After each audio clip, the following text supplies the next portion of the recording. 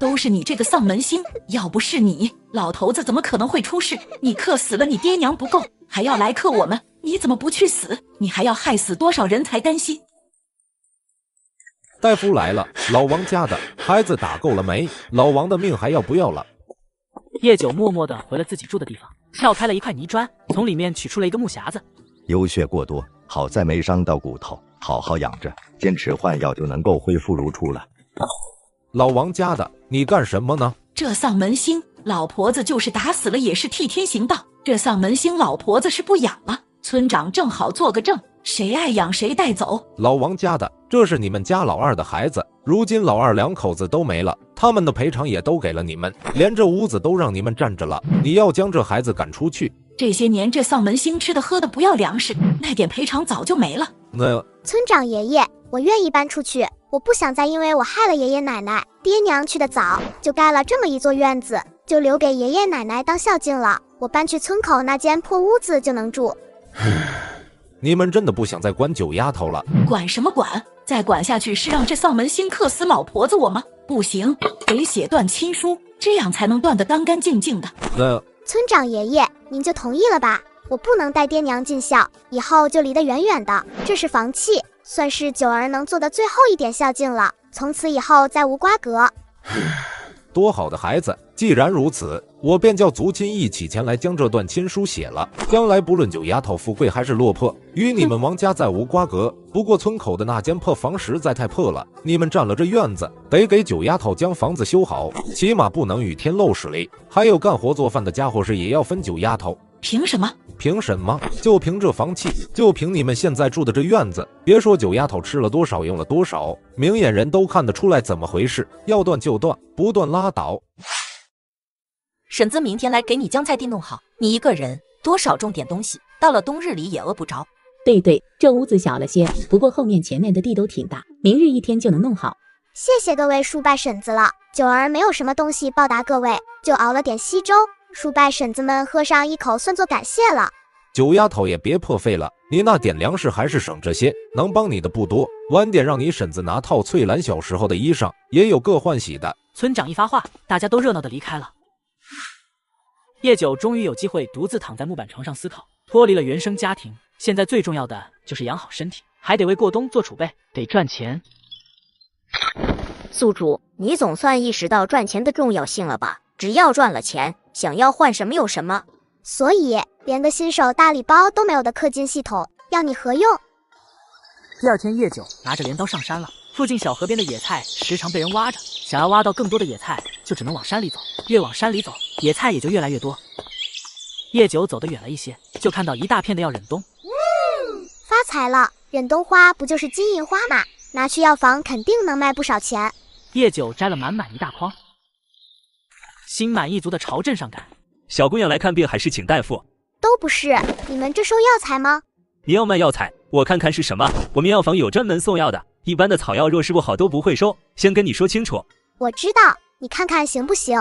我一大早天不亮就去摘了，急急忙忙赶了来。是忍冬花，你等等，我去将我师傅找来。顾大夫好。就是小姑娘你要卖草药，老夫检查一番，若是好的便都收了。不错，是上品。小丫头摘这么多不容易，一斤10文，若是愿意便拿去过程。愿意的，谢谢顾大夫。这一背篓有10斤多些，顾大夫给直接算了11斤。小丫头，这么多钱你可放好，你身体不太好，若是可以尽量多吃些，若是还有这样的忍冬花可以继续送来。谢谢顾大夫。出了药堂，叶九一路朝杂货铺走去。小二，可有盐卖？有，35文一升，要多少？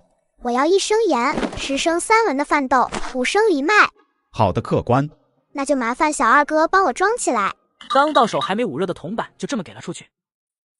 天色还早，挖了些野菜，便准备去检查陷阱，却发现了一个庞然大物，一条大蟒慵懒地横在陷阱上，腹部隆起，应该是刚进食没多久。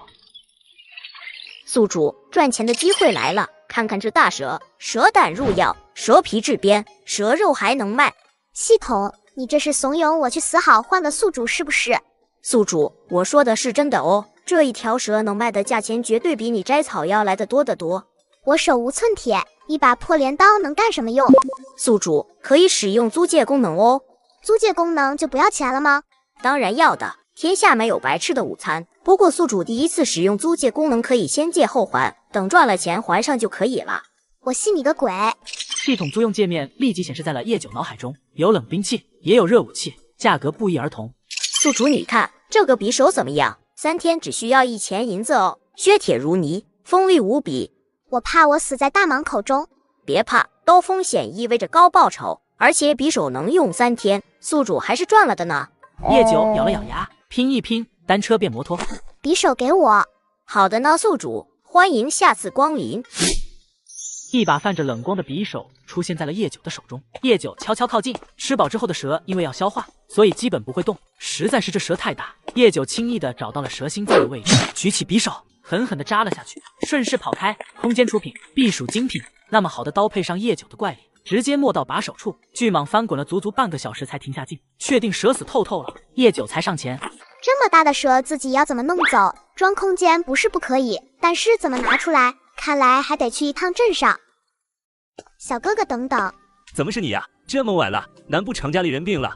不是，顾大夫可还在？我有事情跟顾大夫说。师傅在后堂打理草药，你直接进去就好，我将门板按上，一会你走后门便行。好，谢谢小哥哥。慢慢走，叫我苏叶。谢谢苏叶，我叫叶九。去吧，师傅在后堂。顾大夫，小丫头怎么来了？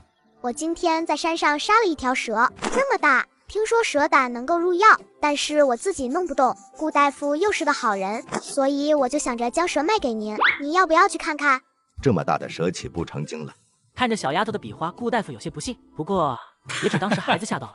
真的，那蛇不知吃了什么东西，腹部鼓鼓的。我见一动不动，于是就用这匕首扎了下去。后来蛇滚动起来，我就跑大树后面藏起来，直到蛇不动了，这才拔了匕首。您去看了就知道了，我骗谁也不能骗您啊。顾大夫看了一眼叶九拿出来的匕首，确实锋利无比，是好东西。既然如此，便去看看。很远？还好，不过最好多叫2个人，不然抬不动。顾大夫闻言，让苏叶将平日里打杂的仆人叫上，然后赶着牛车跟着叶九走。这是花纹大蟒，足有27尺长，罕见。小丫头，下次遇到这样的事情还是找大人，太危险了。丫头想好了，这蛇就这么卖给老夫，你若是去县里，说不得还能找到出价更高的人家。我相信顾大夫，今天那忍冬明明不够11斤，要是换成别家，估计就按10斤算了。但是您给了11斤的价格，所以我愿意卖给您。我一个孤女，去县里只怕没拿到钱，还会被人给卖了。不是人人都像顾大夫这样正直。好，既然如此，我便让人将这大蟒搬走，嫌我出门的时候也未多带。一会你跟老夫一便回去，我取了银钱给你，你再带一次路。顾大夫，是这样，我想着把钱拿出来花，到时候就跟村里人说我摘忍冬的时候侥幸抓了一条蛇卖给您，您看行不行？行，怎么不行？不过这蛇的大小却不能说出去。顾大夫，我从家里脱离出来，村里人帮了不少的忙，山上的忍冬挺多的，我一个人也摘不完，想着让村里人也一起摘，您看您还收不收？好丫头，知恩图报，只要品相可以，自然是收的，按品级不同收。那就太谢谢顾大夫您了。叶九兴致勃勃地路过肉摊的时候，买了2斤肉，还有一副大骨头。看到提着肉跟大骨头的叶九，九丫头这是捡钱了，买这么多的肉，可不就是捡钱了？我还要去村长家，晚点再告诉您。村长爷爷，我来看您了。你这丫头，来就来，怎么不把东西先放家里？村长爷爷，我这不是有事找您吗？这肉是要麻烦您找人帮我垒个火炕用的。现在多存些柴火，冬天就不怕冷了。火炕是什么东西？还有，丫头，你这钱是哪里来的？这肉是我卖药材买的。我在山里发现了忍冬，当然卖忍冬得的钱肯定不够，但是侥幸抓到了一条蛇，卖给了镇上的药堂，这才有钱来找您帮忙。你这丫头，那山里多危险！算了，如今你一个人，若不是万不得已，谁愿意去那深山里？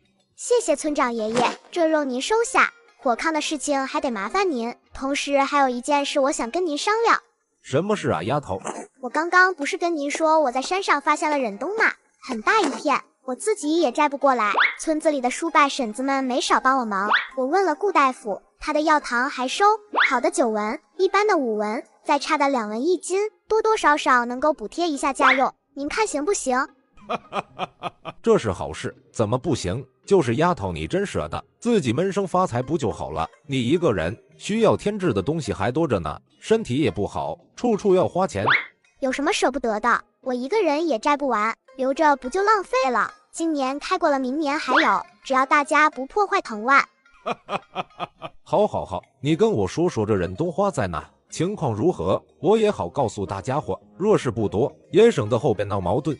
挺多的，好大一片，要不我带您去看看？行，这就走。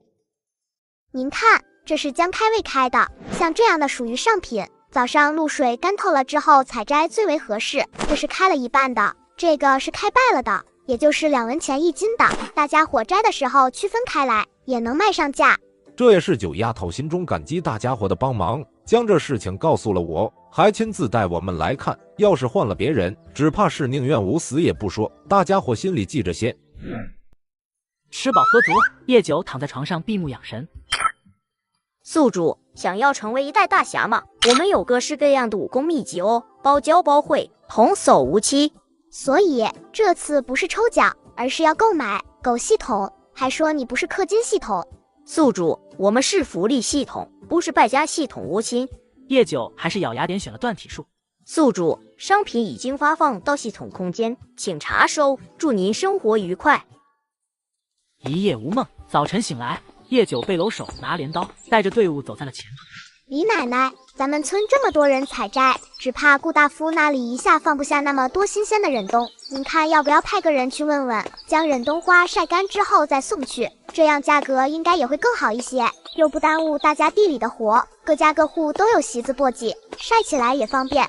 丫头说的对，这样你一会不是回去，让你二虎说赶牛车跑一趟，等我们摘完回来也就收到消息了。好，很快就到了地方。李奶奶，我就先回去了，这花就按照这样3种分开放就好。好，好，好，你一个人回去，路上小心。宿主，我们有打猎的工具可租用哦。那就租个弓箭。一头野猪出现在了叶九眼前，野猪嚎叫了一句，叶九上去将野猪收进空间。你这丫头真是胆大，之前是蛇，这回又是野猪，要钱不要命了都，不是已经有那么多钱了吗？怎么还进山？行了，不说你了，你这野猪也别送去县里了，我做主收了，不过只能给你1两7钱，也就是我熟知猪肚的妙用，别人还不定能给你这个价。小丫头，冬天下雪千万别出门，山里的狼群就喜欢冬天下山。好。顾大夫想起这事，突然嘱咐了一声，叶九没多想，不过却也记心上。原来山里有狼，难怪一般人不进山。叶九睡到半夜，隐约听到了狼笑声。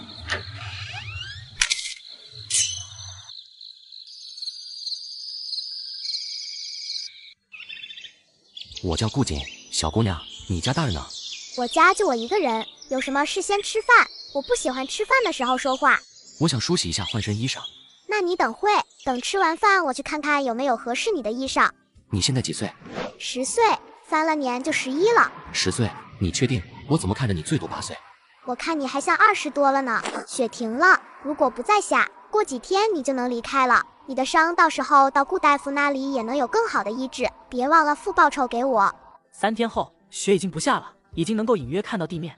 快走吧，赶在年前说不得能够到家，报酬我到时候去顾大夫那里取，就不送你了。院子里满是泥泞，还要收拾。是来看病还是请医？小少爷怎么跑这里来了？快，先去屋里暖和暖和。苏叶，把门关了，今天先休息，非急着明日再来。顾叔不急，这些榔头还得麻烦您给炮制一下，免得坏了。我身上只是有些湿，你让人给我买套衣裳，我梳洗一下就好。这个容易，这小镇偏僻，没有成衣铺子，要不你先穿我的，我们身两相仿，它那火炕热水时刻都有，赶紧洗洗，我去给你倒碗驱寒的姜汤喝。苏叶不认识顾锦，但是听到小少爷这个称呼，就想起了前阵子没下雪的时候主家来的信。顾锦洗了澡，换了衣裳，洗好了，赶紧把姜汤喝了，饭时还要等一会，要是困了就先躺到床上休息会。顾景离家出走的时候，到这里整整花费了3个月，但是回去的路不过5天。站在熟悉的大门前，顾景还有一瞬间的迷茫。您可是小少爷？小的是刚换上来的，还没见过您。眼光不错，本少爷回府了，让人准备准备。知道，小的这就去。臭小子还知道回来，真是惯得无法无天了。那小子去哪了？孩儿不孝，出远门不告知，让爹娘兄长担心了。即知此举不孝，今后不得再犯。孩儿定当谨记于心，今后好好上进。受了，这是遭了多大的罪？你爹也真是。奶奶，孙儿知道了。这次出去，孙儿看清了很多东西。您放心，孙儿这次是真的知道自己错了。那就好。你大哥在外领兵打仗，自己拼出了自己的一番地位。我和你爹没想过要你有多大本事，就等着你定性了，去给你请封，将来你也过个富贵日子就行。奶奶，孙儿真的懂了。家里有大哥一个已经出尽风头，功高盖主，我就当个小纨绔就好。不过可不能再逼我成亲了。小山村里，大雪停了几天，又开始飘雪花。不过今年的冬天变得没有那么冷。发了豆芽菜，叶九一个人吃都吃不完，索性趁着天好给村长家送去了一些。九丫头这段日子是不是长高了？还是那么瘦，不过面色红润了。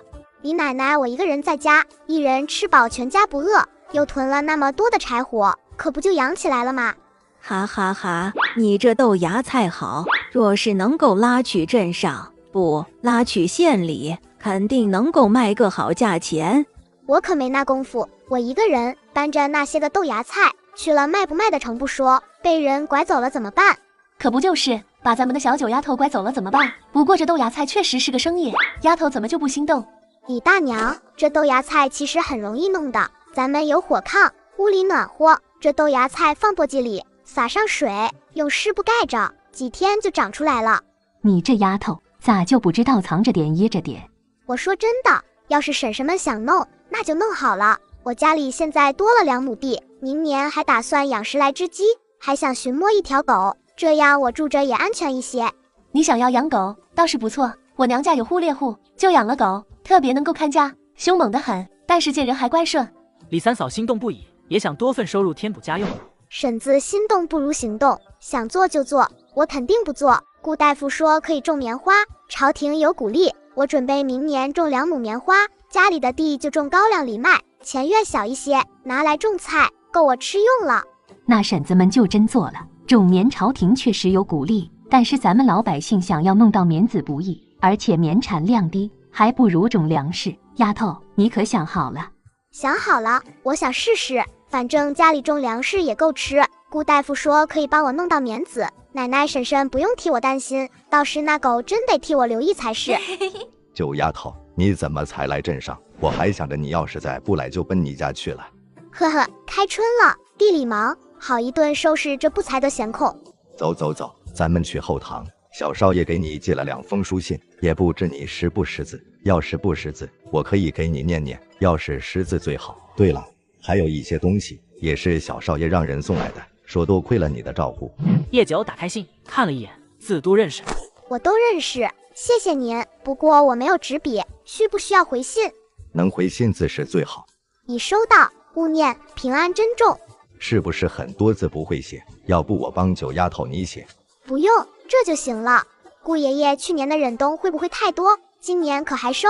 品相不错，也没有人一次冲好。若是还像去年那样，可以送来的。百草堂有很多据点，需要用的草药特别多。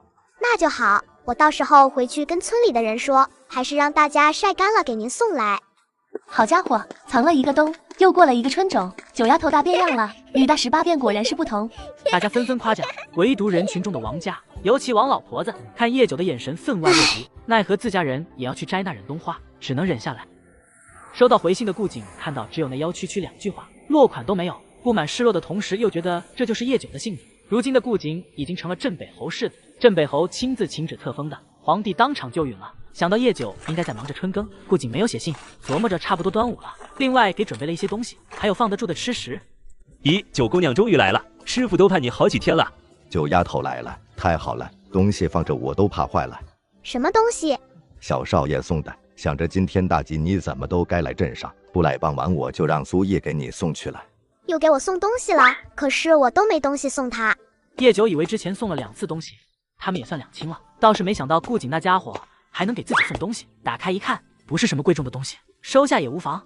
东西我就拿走了，等我下次准备了东西再给他回信，麻烦您了。好，那你去逛大集吧，东西要是多，可以先放我这，回去的时候再拿。回了家，叶九想了想，还是进山一趟，可以先去之前的陷阱看看，收拾收拾。突然一声尖笑声响起，叶九抬头从茂密的树林里往天空看去，一只苍鹰翱翔天际。就它了。宿主，你手中的弓弩可捕捉不到苍鹰哦，您可以从系统租借专门的网枪，自带定位系统哦，要不要试试？狗系统，但凡要花钱的时候绝不手软，马上就能出现。你确定不是抢钱？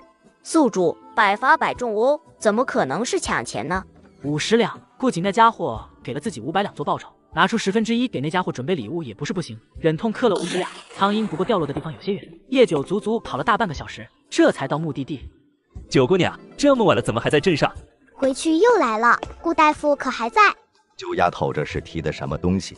这是回礼，刚抓到的，路上快一些应该饿不死。我给喂了些生肉，能不能驯服就看顾景自己了。我得回去了，时间不早了，您先忙。叶九不打算解释，所以将东西放下就走了。品相如此好的苍鹰实属难见，苍鹰不好捕捉。这只苍鹰身上除了有些许羽毛凌乱，居然一丝伤口也无。这次的东西只怕得老夫亲自去一趟。李奶奶，各位婶婶都在家呢。九丫头来了，都在。这是拿着什么？一些野鸡毛，想着婶婶们手巧，说不定还能换个钱，免得我扔了糟蹋了。野鸡毛，我看看，要是好看还真能换个钱。今年山里的野鸡那么多？是不少，婶婶们进山的话得小心蛇虫鼠蚁。我这次看到了好几条蛇，那忍冬花有解毒的功效，要是不小心碰上了，可以先多吃一些，然后扎住伤口靠上的位置，赶紧去镇上找大夫。九丫头提醒的是，你们去带上些雄黄，刚过端午，雄黄家家应该都有，也去提醒。行，娘我这就去。老四家的这鸡毛你真知道有什么妙用？我娘家村子不是有猎户吗？他们每次杀野鸡都会将毛留着卖，说是绣楼什么的会挑选好的做羽扇，那一把羽扇的卖好几两银子呢。我要这些也没用，四婶婶既然知道一些，不如拿去试试。九丫头力气挺大，这还是棵枯树，不错。是二虎叔跟各位叔叔伯伯还有婶婶们啊，我之前就看到了这棵树，想着这段时间地里没那么忙，赶紧的囤积冬天要用的柴火。我一个人也是烧火炕，柴少不了，你们忙，我赶紧把木头背回去。去吧，路上小心点，这丫头是个会过日子的。王婆子一边摘着花一边嘀咕，心中不平。叶九那个丧门星就是故意的，居然敢闹断亲，要是不断，如今这些好东西全都是我的。王婆子的大媳妇听到了也是同样的想法，一股剧痛，下意识的伸手抓住了蛇，扬手一扔，正好甩在了妙花，吃花，这花有解毒功效，能吃多少吃多少，将毒血挤出来，然后赶紧送到镇里。吃完花，王家的直接背着人就下了山。王家的人怎么都没带雄黄？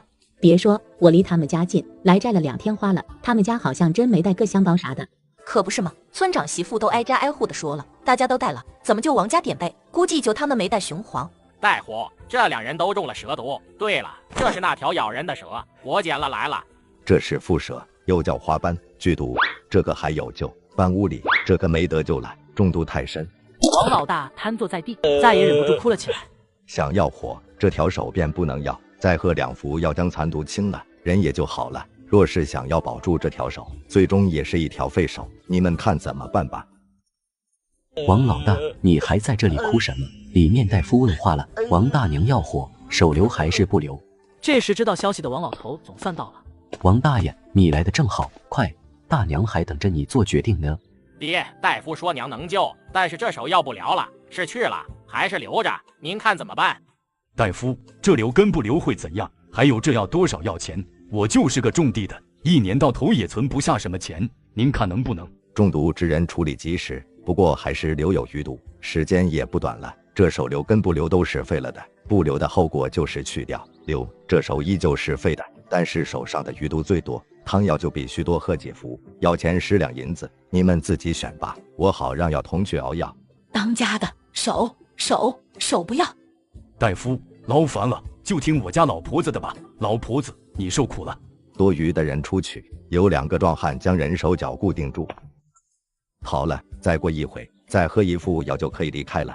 当家的，这事情可不能就这么算了。村长家牵的头，咱们家才去的山里摘花，如今娘跟大嫂出了事，村长一家就这么一句话都不给。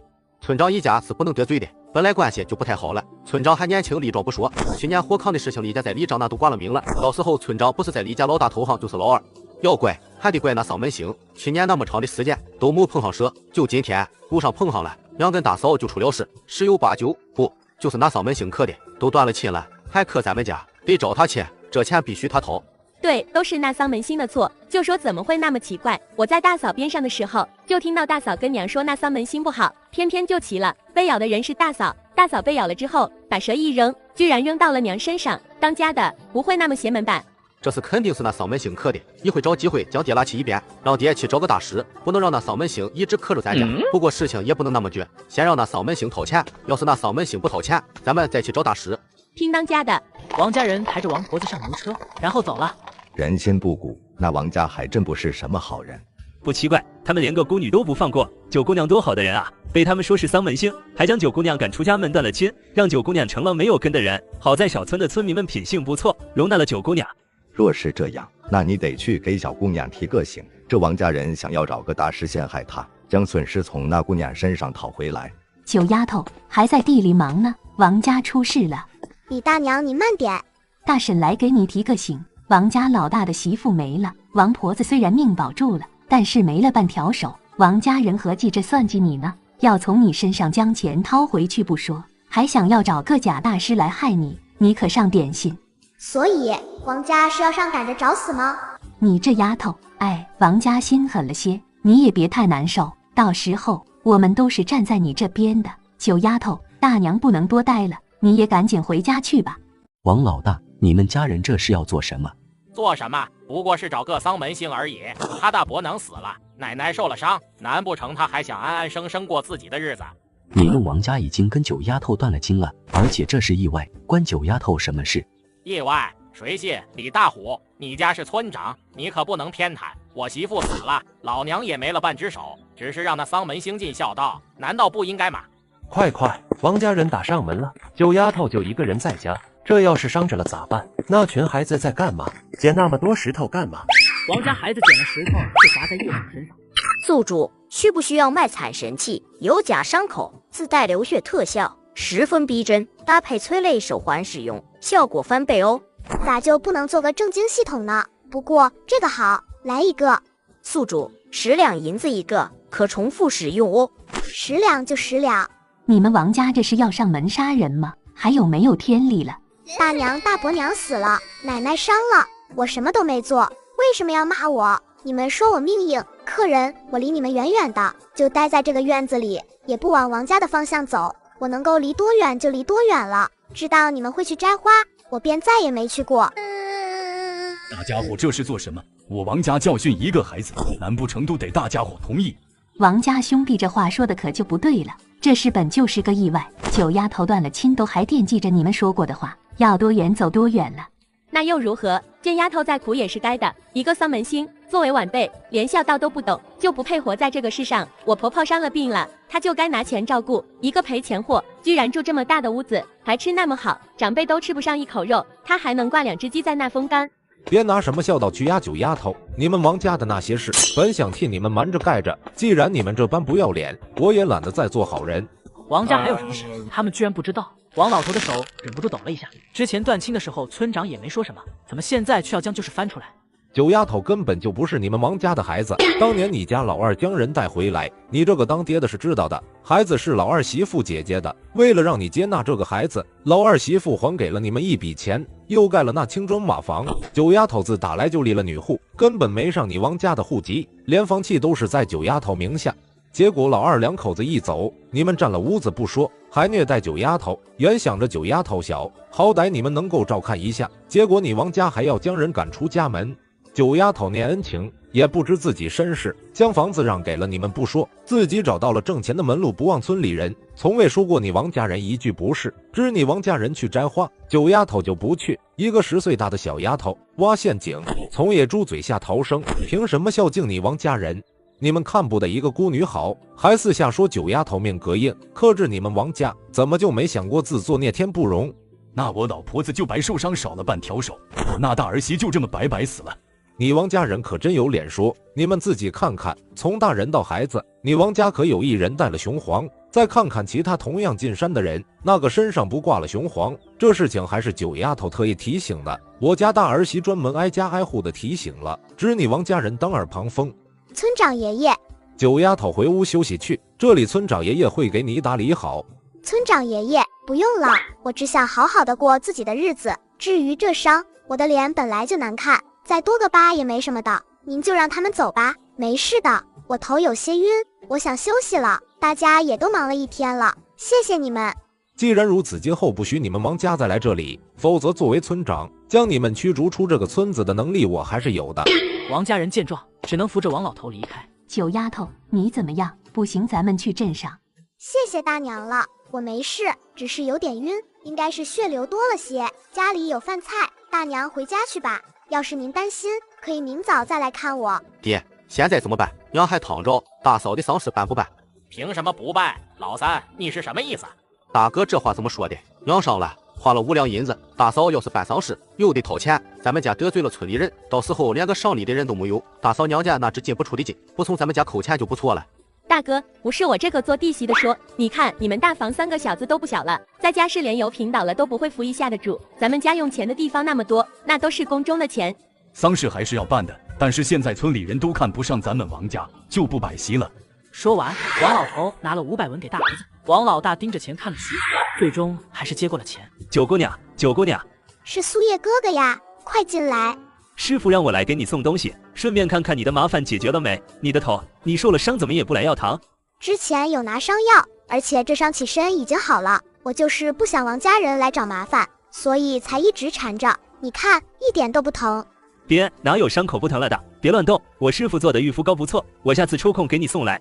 不用不用，真的是很小的伤口，自己就能够治愈。而且最近我要忙地里的事情，等忙过这段时间再去镇上看你跟顾大夫。叶九将苏叶给送出了小院，这才得空打开看是什么东西。出门都带着，看来是心头好，怎么突然想要养鹰？她叫白皙，这是别人送我的。这送鹰的人应该十分特别吧，不然你也不会这么上心。确实很特别，要不是她，你现在都见不到我了。是个女子。九儿是一个很特别的人，你打听那么仔细干嘛？你都是要成家的人了。那你可清楚这个九姑娘的身世背景？我自是知道，九儿家中没有其他人了，就她自己。她是女户，我准备去赚钱，赚很多的钱。钱不是万能的，但是很多时候有了钱，事情就变得容易了。再加上我镇北侯府的权势，只是护住我的妻子还是足够了的。你准备怎么挣钱？不知道啊，这不我来找你了吗？我手里这些年攒了些钱，就5000两，这还是我凑的整。你看看，拿来做什么赚钱？我手头有3万两，到时候我们一起合股弄艘船，船运赚钱。之前我只是租了人家半艘船，一个来回下来也能赚上1000两。小村里，大家发现了叶九那2亩棉花变化极大，花已经凋谢，剩下的是一个个棉桃，长得十分的壮实。叶九收到顾景的信，正愁该怎么处理2亩地的棉花呢。于是叶九连忙写了书信，说了卖棉的事情，只要市价低30%的价格便行，还有让顾景找个可以信赖的人来将棉子用耕种之法带走。九丫头种的豆子可真好，一看就是吃种地这碗饭的。你爷爷做，叔拜神子也不要客气，我给你们倒些水。不用忙，不用忙，爷爷今天来啊，其实也是有事找你，带着你叔伯婶子也是为了让你安心。你也坐下，我们慢慢说。那爷爷不跟你拐弯抹角的，你那2亩地的棉花实在是太好了，你小年纪就自己琢磨出了好方法，将棉花种成这样，实属难得。村里人也都想跟着种一些，这次来就是来跟你商量这事的。你爷爷这么说，那么看来大家都觉得我种得好，我也挺高兴的。不过这棉花当初是托了顾大夫的线弄来的，也说好了种好的棉花棉籽什么的顾大夫那边有权先挑走，所以最后能够剩多少我也并不清楚。而且当初也确实没想到能够种好。种棉的方法不是我不想告诉大家，而是我跟人签了协议，不过都是一个村子的人，若是只在村里种，不透露出去，大家种的棉花除了自用，剩下的也都让那主家收走，看那边主家会不会愿意。若是不行，我也没办法了。若是如此，真的是太谢谢九丫头了。放心，到时候若是谁敢将种棉的事情透露出去，我这个村长绝不轻饶。我当然是相信李爷爷的，这样我明日就去镇上一趟，等得了回信我就告诉李爷爷，您看如何？行，太行了，这事也不让你白做，棉子到时候让大家伙按正常价格给你。还有学了方法的，一家出200文，九丫头看如何？也行，要是没钱可以换成等价的粮食。九丫头心善，那李爷爷也就不打扰你了。收到信的顾景高兴地带着信就去找王旭杰。什么事这么着急找我？咱们的船不是货物还没准备齐全吗？你看看这个怎么样？顾景说道，将包袱打开，将里面的棉花取了出来。这么好的棉花你哪来的？你就说行不行？当然行，但是有多少？而且这棉花可是比上贡的棉花都不差，你从何弄来的？这是九儿种的，九儿说了，以市价还低30%的价格卖给我们，然后还有棉子一批，以及棉花高产的种植方法。你说什么？棉花高产的方法？对呀，九儿说，按他的种植之法，1亩地大约能收300斤子棉，他种了2亩地，到时候种子绝对不少。我想着弄个庄子专门种棉。所以兄弟，你这不地道，晕船的事情何苦了？种棉你居然想要抛下我？不行，去收棉我也要跟着去，这事情不能假手他人。能够确保都像这样吗？想要知道，不如一起去看看。我这边刚好能够找借口脱身，不过一来一去至少半月，你能否抽出时间？没有问题。说了什么时候能够收棉了没？信上说6月中旬就可以开始采棉了，采棉大概10天便可以完成。要是这样，半月绝对不够，1个月，5天后出发，这几天抓紧着准备货物，直接将运船开过去。行，这件事是不能瞒着家里俩，看来还要跟家里商量下。九丫头，事情怎么样了？要是那边主家不同意就算了，往年大家不也一样没种棉花？那边主家同意了，不过这是必须保密，主家也人心，就是消息不能往外透露。到时候除了自家地里留点棉子，还有需要的棉花，剩下的主家那边都会派人来全都收走。那太好了，谁家要是敢把这事透露出去，我就将他赶出咱们小村。那小宝说你背了1大袋粮食回来，家中没粮了。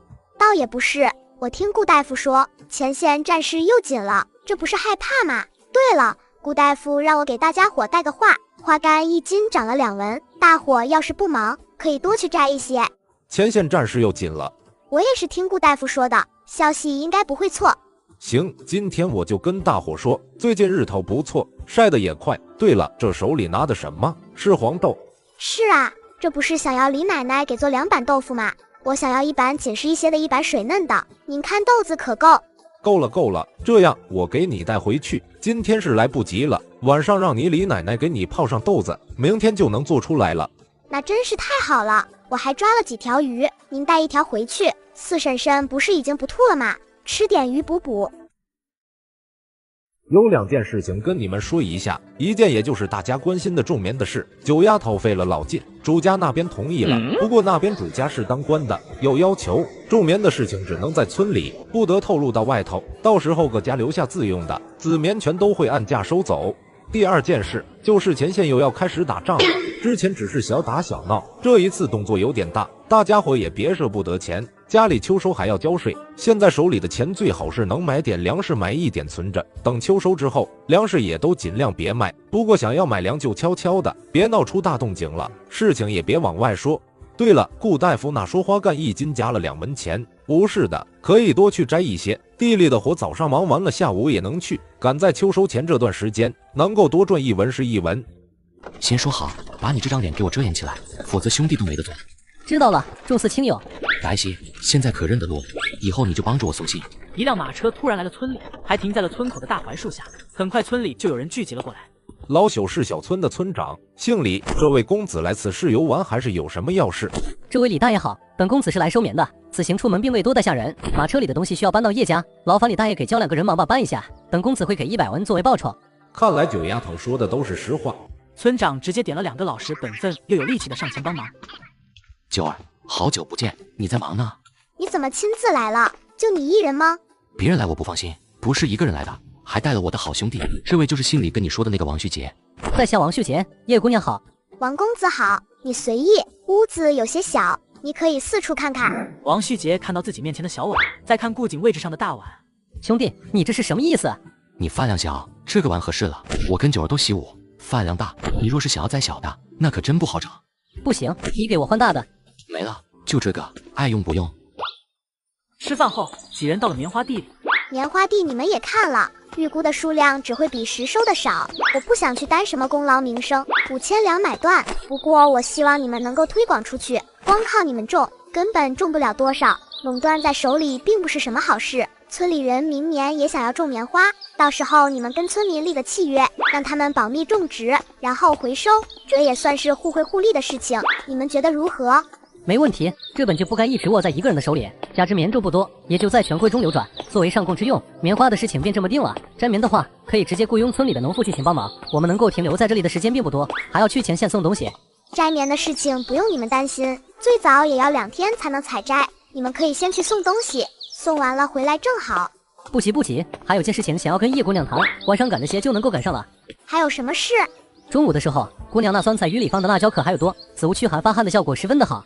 想要多还真没有，我也是意外发现的，就种了那么10来颗。这样，叶姑娘，这些辣椒我们都要了，我算500两，你看如何？不如何，钱不是问题，种子可以给你留，但是我自己做菜还是要用的，而且这辣椒驱寒效果是好，但是不是所有人都能够接受，身体太虚弱的人吃了也受不了，它跟姜完全不一样。你们要是想要拿来卖，光靠种辣椒收益太慢，不如拿来开酒楼。南方天气暖和，秋天也能够种，最好就是种在温棚暖房里，它喜热，打理起来并不麻烦。若是开酒楼，只靠这辣椒只怕是不容易，而且像你说的，不是人人都能够接受。可以做成火锅，十分方便又不怕人偷配方，不过需要的辣椒数量极多。火锅是何物？火锅只是一种吃法，现在没办法弄。行了，你们该干嘛干嘛去，我还有事。于是才来半天，原本还想着去村长家的顾景2人，直接就这么被叶九打发走了。等走到了半路上，才想起这件事。钱也没给，生意也还没谈成，我们这一趟去就是看了看棉花，吃了顿饭。叶九请了李家的几个婶婶，工价给开的1天50文，早上摘棉，摘完下午就掏棉花。掏棉花不难，小心别扎手就行。他们4人就忙完了。宿主，系统建议您租用烘干机，这样可以大大的减少时间哦。而且要是舍得升级，就能够租用实验室。您确定不升级吗？呵，上次升级坑了我500两，结果更新之后，你将热武器都弄出来了。我要热武器有何用？有何用？宿主，趁着手里有钱，为何不升级呢？实验室具有模拟功能，可以将种子放入模拟器中，数据会自行模拟作物生长，然后不用长期的等待种植结果，更好的为您做出判断哦。我发现你话多了，这次升级不会是要5000两吧？宿主太聪明了，恭喜宿主答对了。我将种棉的方法卖了才5000两，这狗屁系统就要坑我5000两，如今我手里不到10两银子，说出去谁信？没钱。宿主是骗不过筒子的哦，只是升个级，完全没有问题。不，你没问题，我有，我赚的钱自己没花什么，全贴你身上去了。我这么辛苦，到底是为了什么？烘干肯定是要烘干的，不过不是现在，万一有雨呢？一次1两银子，自己卖棉花还不知能够赚多少了。雨说来就来，天色一下就变得阴沉了起来，还差3天棉桃就全部开完了。九丫头，这可怎么办？摘，全都摘下来，虽然难包一些，但是这雨一下，不知会怎么样。麻烦大娘帮多叫几个人，一个人给10文，一个不留全都摘了。行，我这就去叫人。人多力量大，将赶在雨水滴落前摘完。谢谢大家了，说好的工钱，大家也别推辞，拿了钱趁着雨还不大，快些家去，别着了凉。系统烘干机，叶九将棉桃收入空间，放进烘干机里，只要3个小时，棉桃就能够炸开。雨来得很急，而且迅速变大，打在瓦上噼啪作响。雨一连下了3天，河水暴涨，靠近河水两岸的田地全都被河水大雨。完了，全都没了。几个妇人瘫坐在田埂上痛哭起来，而男人们虽然没哭，但神色都十分的哀沉。行了，哭有什么用？这么大的雨，才刚刚抽水，就是提前割了，它也没收成。与其哭，不如当水退了，抓紧时间再种些东西。之前让你们买粮都买了没？要是没买的，抓紧时间去买。四虎叔，你怎么来了？家里还好吗？九丫头，叔想要求你一件事，你四婶她动了胎气，家里还没收拾出来，能不能先让你四婶到你这里借住几天？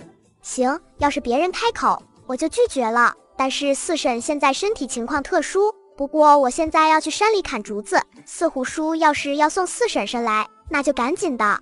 行，我马上回去。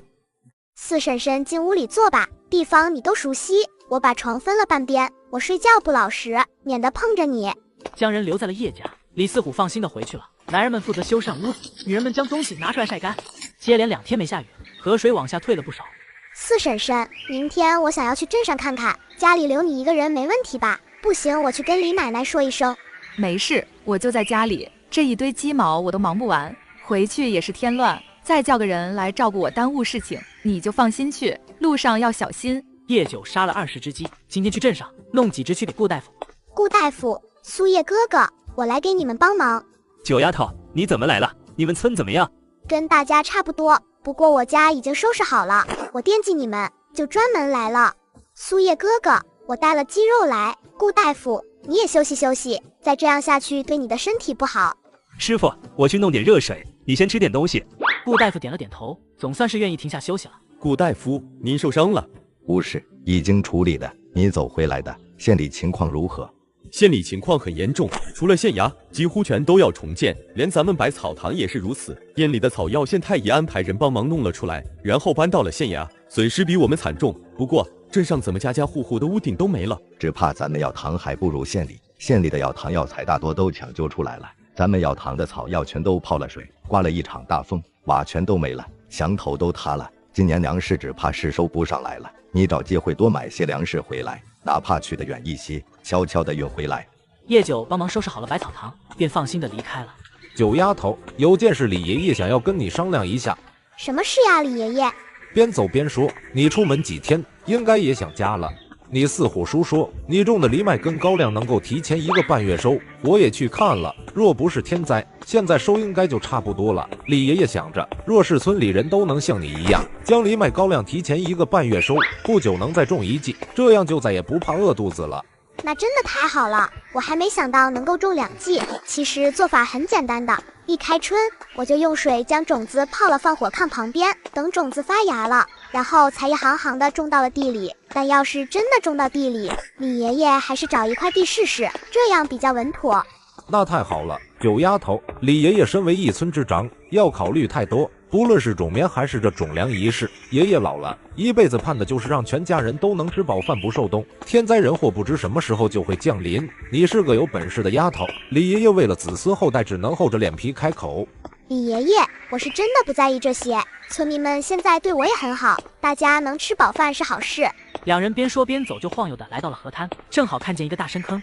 李爷爷，您看这个坑是不是特别像专门准备拿来沤肥的？沤上这一坑的肥，咱们整个村里的棉花和藜麦都能长得好了。斗肥是什么意思？难不成九丫头你种棉好跟这肥有关系？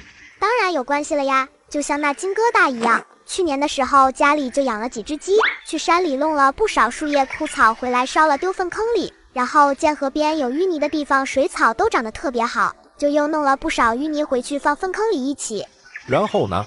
然后我见太臭长臭，就放了些石灰，用木棍搅和盖上了青草，放了一段时间，看到气泡了，又搅和了一遍。开春之后拿来种地，发现不论是棉花还是藜麦高粱都长得特别的好，连我那菜园子里的菜都是用的那些肥。这不，我看着这个大坑就想我那粪坑了，沤上这一坑的肥，咱们整个村都不怕没肥上地了。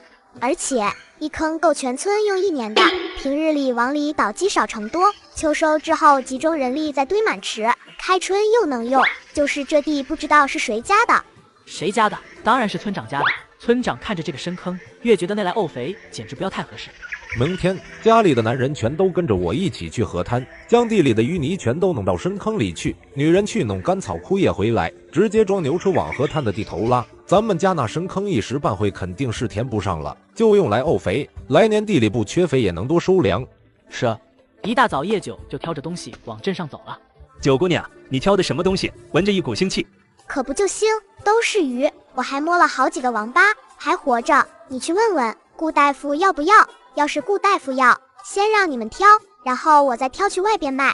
王八好东西，归壳还可入药，这里还忙，你直接让九丫头将王八都留下，再要几条鱼，从柜上之前我就不出去了，等晚点让九丫头卖完东西再来一趟。好的，师傅。师傅说王八都要了，再抓几条鱼，要4条就行。好。姑娘，这鱼咋卖？大家伙相互争着开口。小镇距离河有些远，平日里还真不是那么容易吃到鱼。没有称，叶九直接按大小来卖，2筐鱼卖了差不多500文。顾大夫，你找我有什么事？我给你装一些草药，你拿回去，让你们村的人看看。这些草药是这边比较常见的，大雨之后药堂急缺药材，可以让他们摘了送来，也不用等晒干。我怕有认错的，毕竟有的长得比较像，晒干之后没那么好辨认，价格都一样，1文钱2斤。这个比忍冬花要好弄，价格也就没忍冬花高。行，我这就带回去。要不您再给我弄一本珍贵草药的画册，我进深山里说不定能够碰上。一本就别想了，不过画册可以给你几张，这边的山林比较容易碰上的珍贵草药。苏叶，去挑几张采药用的画册给九丫头，你也别太冒险，这些药可遇不可求，碰上是运气。知道，要不我看到了稀奇的草木也给您挖了带来，到时候您看看是否有用，我也能跟村里人说，碰见了给您挖来。哪来那么多稀奇的东西？其实能够入药的草木很多，只是不是人人能够认的，而且有的不常用，便也就没人知道。不过你说的也行，反正如今是什么药材都缺，其他地方一时半会是调不过来这么多药材。好，那顾大夫，我就回去了。叶九将画册放好，挑起担子离开。九丫头，最近怎么都没见你？你去哪了？是大娘啊，我这段日子进山弄柴火去了，也没搬家里，先捆好了放山上，等着一起往回备，一次将过冬的柴火都准备上。真是个勤快的丫头，你这地里的苗子长得真好，要是种的密一些就好了，冬天前真的能收粮食，不知得收多少。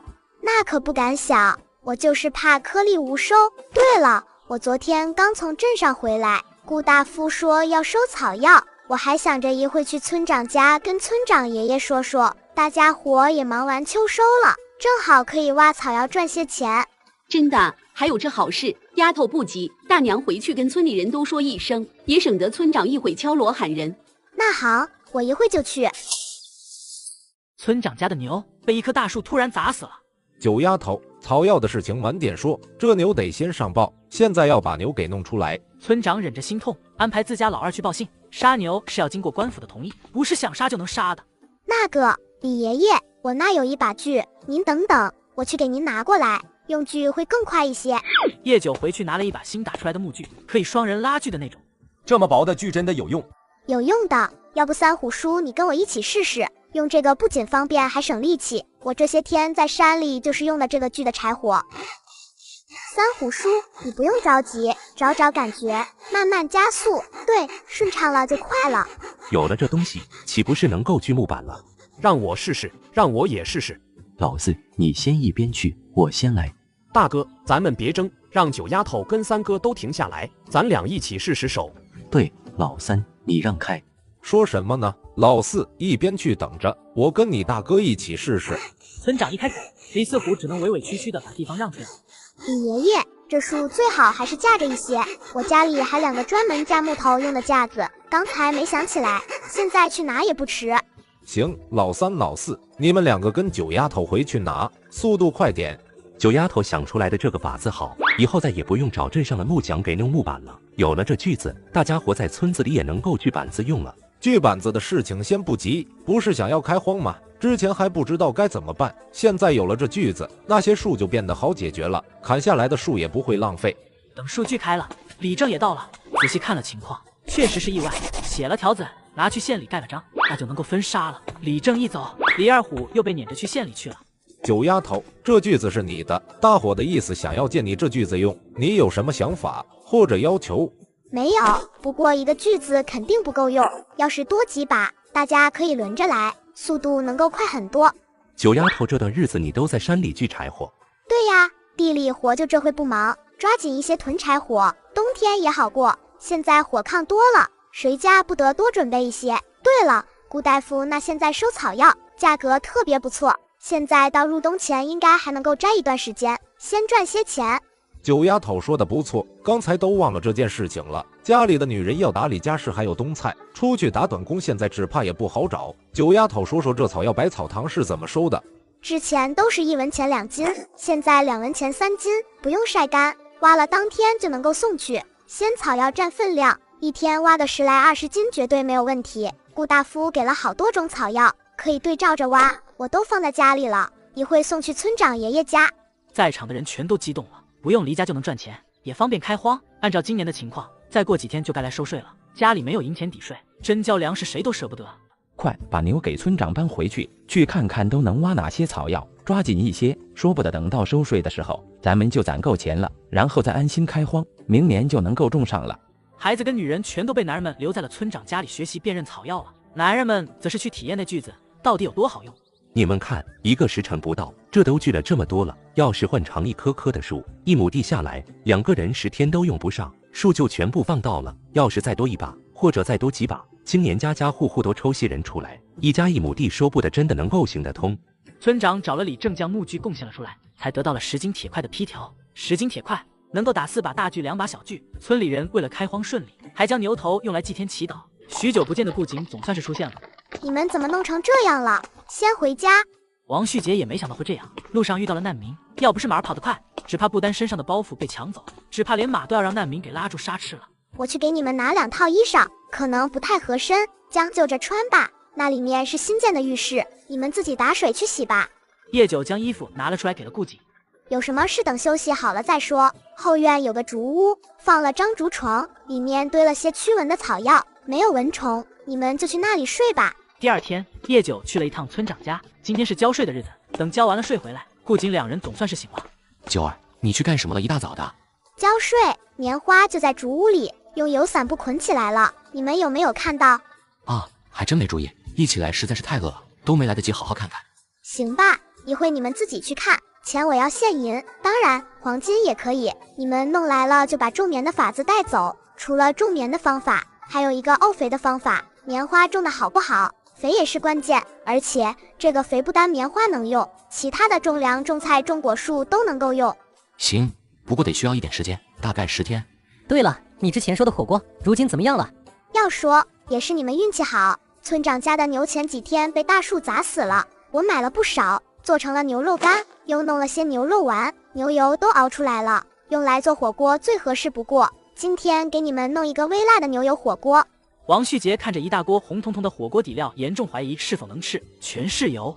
没有铜锅，就这么用瓦罐将就着吃吧。这肉是野猪肉，比较老了，虽然切了薄片，但是得煮熟，所以稍微烫久一点。第2天一早，顾景跟王旭杰离开了，2人没有将棉花辣椒带走，倒是将那火锅底料给带上，准备回去跟家人共享。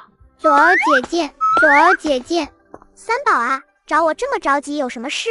我奶奶让我来跟九儿姐姐说，3天后6宝满月，到时候叫你去坐席。九儿姐姐，你在这里干嘛？看你家的藜麦吗？对呀，可是一直种藜麦容易长虫害，我在想该怎么办。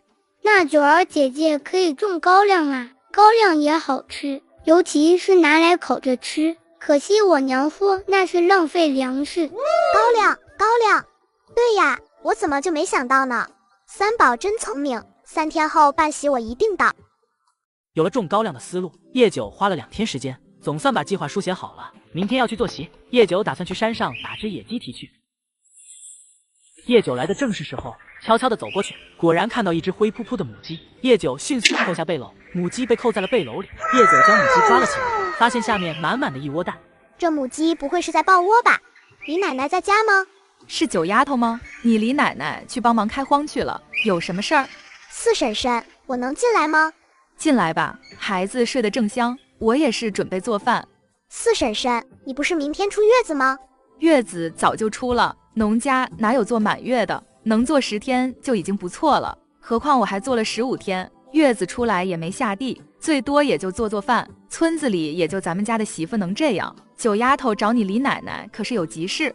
那倒没有，我不是想着明天就是6宝的满月嘛，我就去山里看看能不能找到什么好东西做满月礼。碰巧发现了一个鸡窝，就是这个鸡有些奇怪，我也不知道是不是抱窝了，不过有不少鸡蛋，我一起都弄回来了。鸡的话翅膀我剪了一截，这样应该就不会飞了。我看看。叶九将背篓放下，打开了竹盖。这鸡是抱窝了，但还真不少，看着应该也抱了一段时间了。想来不需要多久就能够孵出小鸡了。可是我不会养啊，我是想着给6宝找满月礼的，不然这些四婶婶就都收下吧。这怎么行？这可是一只母鸡，做个席哪里需要这么大的礼？快带回去。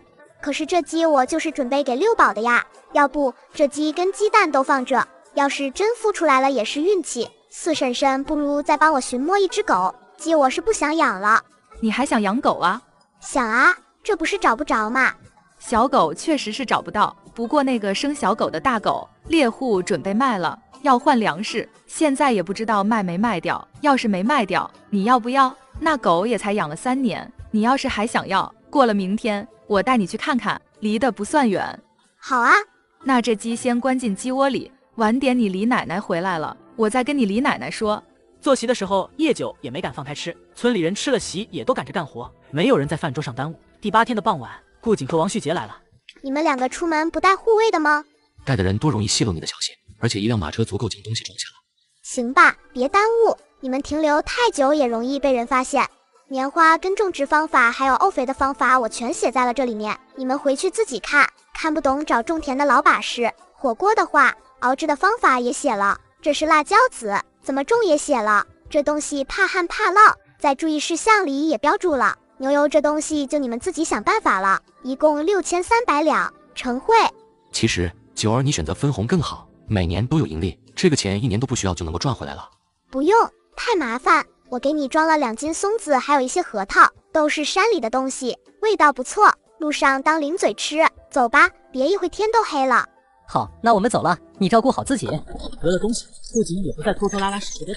叶九高高兴兴地将银子收进了空间，虽然一下销售5000两，不过自己目前还剩3000多两，足够花销了。宿主，实验数据3天后会出来，请耐心等待哦。大叔在家吗？在呢，在呢。怎么这个时候回村了？孩子呢？孩子在家呢。之前您不是想要将狗卖了换粮吗？我给你带人来了，您把旺财叫回来，若是合适了，咱们也好早点回去。好好好，我去叫。来搬！很快，一条浑身漆黑的狗跑了回来。叶九看着十分的满意，直接给了家里之前收的藜麦跟高粱。大叔，这藜麦高粱虽然瘪了一些，但是都是好的，我多放了3斤，你看行不行？行，旺财是条好狗，若不是家里实在是没有粮食了，我也舍不得，希望你好好待它。叶九先将狗送回了自己家，放了一碗大骨头汤在旺财面前。我想要弄暖房种菜，这样来钱快一些，不然等到货能够出手还不知要什么时候，耽误了买酒楼，岂不是又耽误了赚钱？你说什么？弄暖房种菜，那能种多少？赔进去都赚不回来，又不是种花，挑珍稀品种。我说的暖房种菜跟你想的那种不一样。我之前不是被九儿救了，在九儿家住了一段时间吗？那时候大雪将村子都给盖起来了，但是冬日里还能够吃到青菜，虽然跟我们平日里吃的青菜有些不一样，但是我确定是青菜。你是说九姑娘有办法冬日种菜，而且不用专门建盖暖房？不是，还是暖房，但是跟种花的暖房不一样，而且他们那边的村子几乎家家都有那样的火炕。不过具体要怎么弄，我得给九儿去信问问。你把钱准备出来。行，要是真的能够大量种，那这钱就不动。你赶紧让白皙送信。若是换别人，王旭杰还不一定相信。若是叶九的话，那还是可以一试的。叶九收到信，倒是没想到顾景这家伙脑子转的还挺快，花了10两银子从空间商城买了关于大棚种植、暖房建盖进程带图纸的书。大棚种植要点，这不会是能书吧？王旭杰打开一看，图文并茂，非常的详细，足足有38册书。这些书若是放到外边，不是会引来多少人争抢？不然感觉运船可以不做了，种地挺不错。想什么呢？钱都投进去了，路都铺好了，又不用我们跟着。不过倒是可以将重心放到这上面来。我就随便说说，还好你我2人都识字，上面说的也十分清楚，不然还真不一定能行。这些书只怕九儿也不是那么容易弄来的，想来之前的棉花也是有高人指点了，不过却不愿意露面，然后再弄一份分红契约，现在咱们拿不出来，以后慢慢给。行，只怕这钱咱们是不能亲自送去了，这么多书，我们分工，赶在冬日前将暖棚弄起来。九丫头，你这是在干嘛？最近没有风，我怕授粉不好，所以就帮帮忙，来回走走晃动晃动。什么是授粉？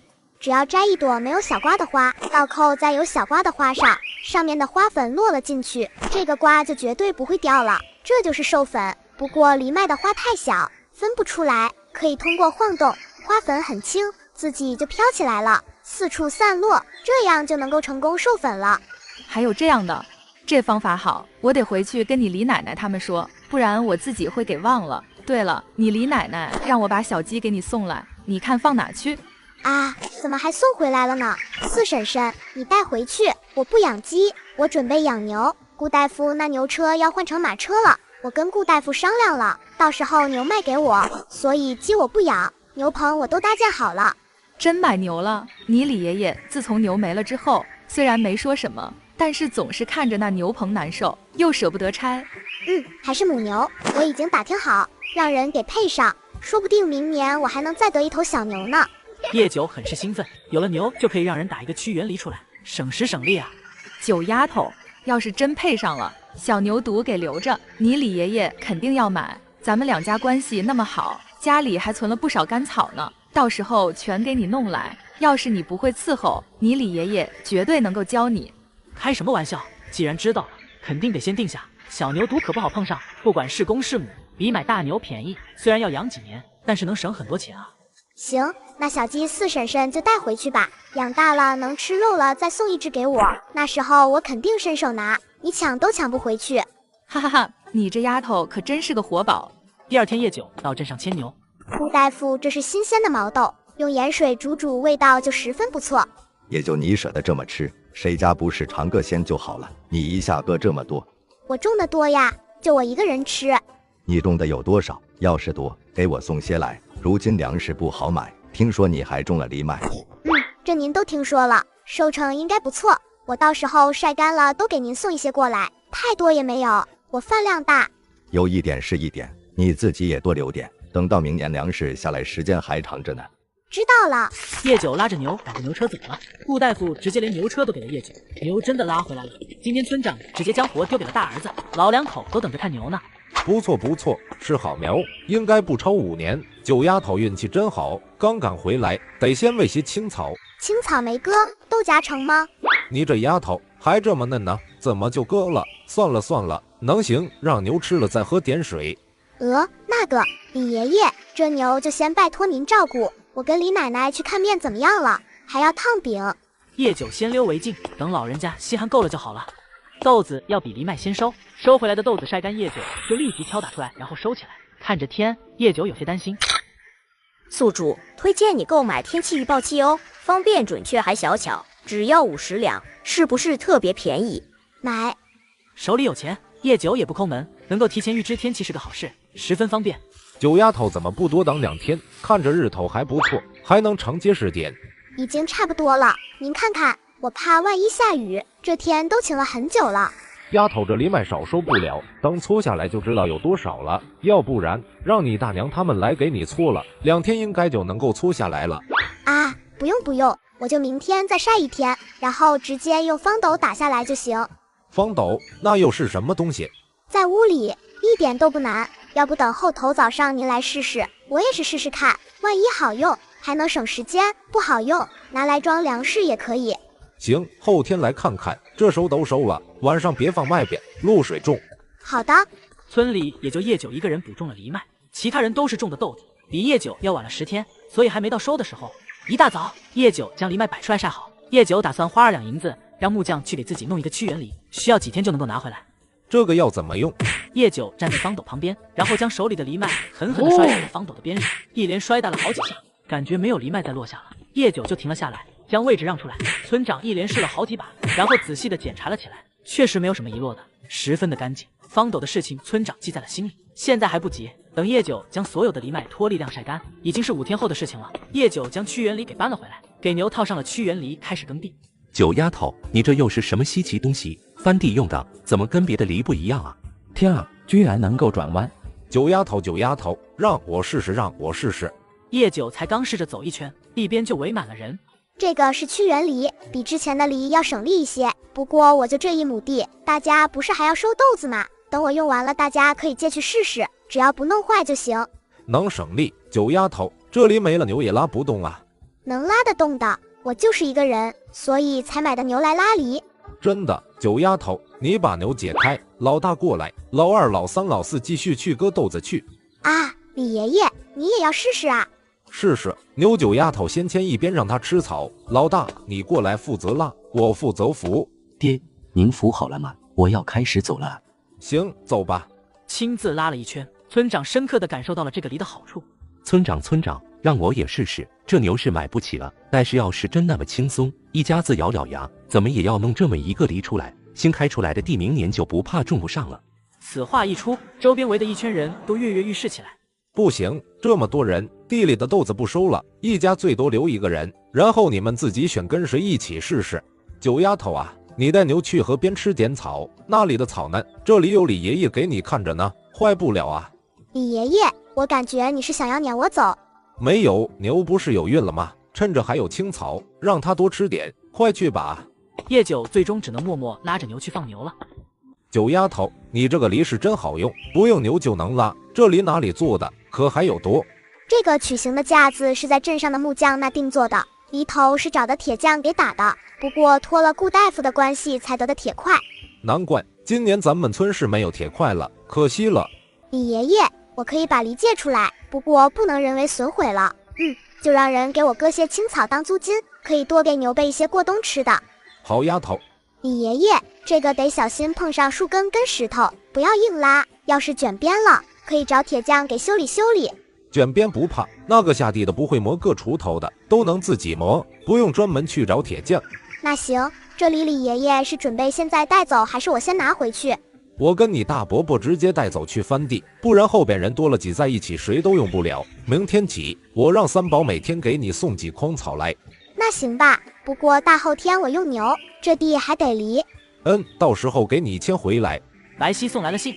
大棚搭建很顺利，我们弄了地笼，这个烧火用柴最少，只盖了5个，其他的还在修建中。我们还准备养牲畜，开酒楼除了菜，肉也少不了。种棉花粮食都需要肥，所以养牲畜很有必要。能够举一反三，叶九觉得古人的智慧其实一点都不低。我还准备了年礼，让人悄悄的送来，现在应该已经在路上了。叶九想了想，到底是给自己送钱又送礼的小伙伴，回个礼还是得有的。空间里翻了一圈，自制的卤肉、腊肉、干货杂七杂八，居然凑了一大箱，1式2份，还有火锅底料也放了进去。顾大夫那一份也是不能少的，还有粮食也一并送了去。估摸着东西送到的时间，叶九赶着牛车去了镇上。来得早不如来得巧，刚好赶到，都还没卸车呢，东西在后院，让人直接给你搬车上。好，我也给准备了年礼，还有您的。这一趟出来，下次再来就是年后的事情了，您多注意身体。下次确实要年后才能再见了，原本是要留在这里过年的，突然有事需要离开一段时间，我带着苏叶一起走，快的话15应该就回来了，若是久，估计要到2月2了。那您一路保重，我给您准备的东西里都是比较耐放的干货，您路上带着。百草堂还是留了人的，到时候你若是遇上麻烦，可以来百草堂。赶着牛车晃悠着回家，天色有点暗，赶在雨滴飘落前进了家门。冬至带着雪花如期而至，村里人开始了正式的猫冬生活。你怎么也在？我怎么就不能在这啊？娘里我也准备了一份给九姑娘，这回礼自然也是有我一份。你不会是想要独吞吧？东西1式2份，全是吃食，一打开，那香气就弥漫出来了。有2个竹筒，咦，这个听着怎么那么像水声？居然是酒，就这么小小一个竹筒，最多也就1斤吧。有就不错了，你要是觉得少，给我。想得美，我没开口问你要你那份就不错了。不过啊，九儿姑娘是真手巧，这么些好东西，我得回去藏好了。尤其这酒，现在1天的收益就已经达到了8731两，算一下咱们棚里的菜，全都卖了，至少进账20万两。等过了春日，虽然少一些，但是到时候也能赶上种瓜，早瓜下来了，又是一笔不菲的收入。你看着办，我最近可能都没办法来铺子里，庄子那边也得辛苦你了。暖棚都盖好了，下边的人也知道怎么弄，我去不去都行。放心吧，这里有我呢，你好好陪陪老太君，等春日暖和了就好了。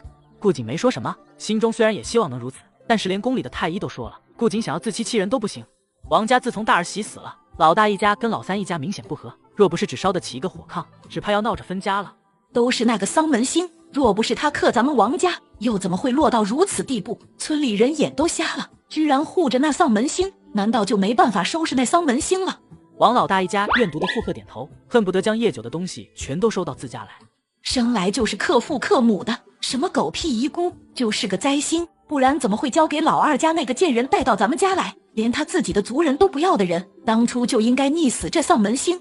能种棉了不起，买了牛车了不起，无情无义的小可爱，若不是我王家收留，再就饿死他了。居然敢断亲，还想关上门过好日子，我咒他！娘，或许真有办法治治那个丧门星，而且我们说不定还能得些好处。王老三媳妇立即看向了自家男人，王婆子也不骂了。就按老三说的，我要亲眼看着这个丧门星不得好过，我得不了好，别人也休想占了便宜。王家人窃窃私语，外人不知。冰天雪地，王家越发的期盼了起来。叶九又一次收到顾景的信，说是邀请自己进京去玩，说是看看春日盛会。叶九有些心动，回了信，接受了邀约。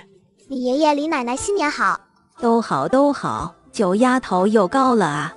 是啊，猫冬不干活，可不就吃的全长个了。我来是想要将家里托付给您二老帮我照顾一段时间，我有事要去一趟京都，长则1月，短则半月就回来了。家里的旺财还有牛不好带出门，虽然可以赶牛车，但是想想还是留在家里好，只能来找您二位了。这没什么，就是你独自一人去京都，会不会太危险？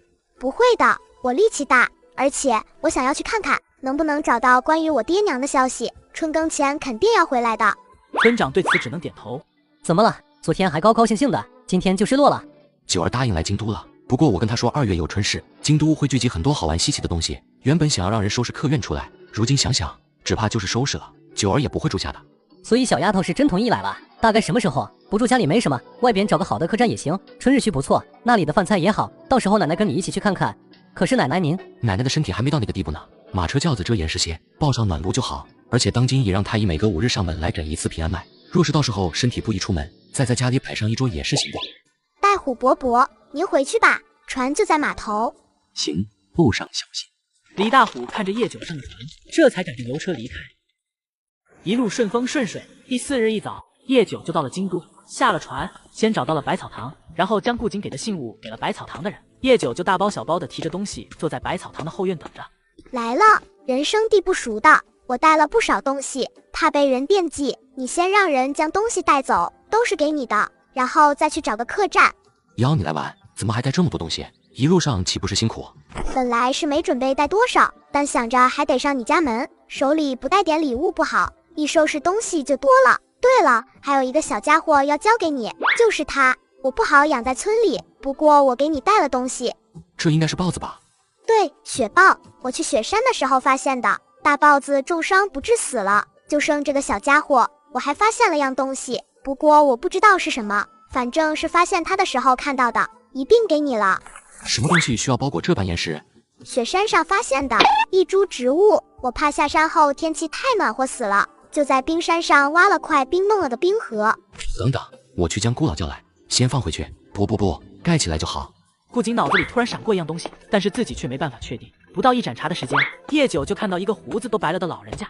东西在那，小丫头，你那个冰河呢？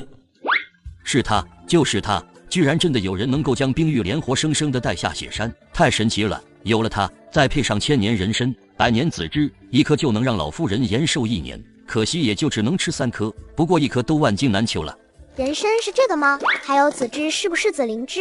叶九又从包袱里翻着，借着没人看见，收了2样东西进空间，又换了这2样出来。古老没多想，打开看了一眼，然后双手都颤抖了。你个小丫头，有人这么包人参的吗？再穷还能穷得连个木匣子都没有？不是，就是棒槌不是要用红布包吗？而且专门弄个木匣子太麻烦了，又占地方，这么放包袱里别人也看不出来。这上面的残须怎么还少了？哦，听说人参炖鸡汤特别补，我就弄了一点炖鸡，喝完了汤跟火烧一样，所以我想着放着太浪费，准备让顾瑾给我换成钱。暴殄天物，好在炮制的方法没错，否则老夫能哭给你看。真是不知道哪来的败家丫头，你这一锅鸡汤的千两白银了，就这么给喝了，可遇不可求的东西，你当萝卜蘑菇吗？那个老人家，其实萝卜蘑菇要比人参灵芝好吃。谢谢你九儿，我别我了，到时候算成钱给我，现在没有就慢慢还。老人家，这要是炼成药丸能有多少？多的话给我留一些，就直接从药钱里扣，剩下的再让他给我，您的辛苦费也找他。还以为你这小丫头只认钱呢，原来还是惜命的。老夫的规矩只要收3成，不过这药太稀有，便只收2成就好，剩下的5成小丫头自己收着，3成算她的，不然她也还不起。该您的3成就是您的，我也就提供了这3味药，剩下的还得您补上，我就要3成就好了，剩下算他的，反正我花钱也不急。小丫头倒是不贪心。行了，东西老夫都带走了，臭小子，10日后来取药。东西装好，姑老抱着就走了。九儿，你还是去我家住吧，怕麻烦可以直接住我奶奶的院子，我奶奶人特别好，府里其他人都不敢去打扰。那你还不如给我安排到客院，影响老人家休息不好。我晨起早，晚睡迟，老人家身体不好，多我一个动静太大。不会，奶奶院子大，要不我先带你去看看我奶奶，然后再决定住哪里。不行，我在春日居给你订个小院，也算僻静，但是还是会有其他人。可是他怎么办？这样，我先带你去我那，你一路上也不好洗漱，先洗漱一番，我把她给安置好，然后我再带你去看奶奶。也行。顾瑾带了个姑娘回来的消息一下传遍了侯府。叶姑娘，这里是京城，您的衣裳虽干净整洁，但是要入乡随俗，世人都是先敬罗衣后敬人，老奴自作主张让人给您拿了套新衣裙，您试试看，若是不习惯，再换回自己的衣裳，然后请人来重新做可行。行，不过我不会穿这样繁琐的衣裙，只怕是要麻烦嬷嬷了。应当的，老奴伺候您穿衣。衣裳很好看，不过不太适合日常穿。你穿裙装真好看，跟之前看着不太一样。我让人来给你多做几套，这样你日常也能换着穿。不用那么麻烦，日常下地进山都不方便。好看是真好看，东西看了吗？得早一点处理。虽然天还冷，但是到底死了一段时间了，放久不好。什么东西？我让你拿回去的东西有2头雪狼，挺漂亮的，还有几块矿石。你会将另一个包袱里的蓝色布包也取来，是给老人的礼物。对了，狼分王续杰一头，到底是合作伙伴，你挑上了就给他就行。那我先回去一趟，顺便帮你把礼物取来。嬷嬷一会帮我跟奶奶说一声。顾老太君安好，晚辈夜久。好姑娘，不用这么多力，来来来，坐奶奶身边来，你跟锦儿一样叫我奶奶就行，奶奶还得谢谢你。叶九顺势走了过去，坐到了老太太的身旁。来，奶奶给个见面礼，礼轻情意重，太多的东西奶奶现在给你，你也不方便拿，等你回去的时候，奶奶让人给你装上，要不然直接留在京城住吧。老太太的热情吓了叶九一跳。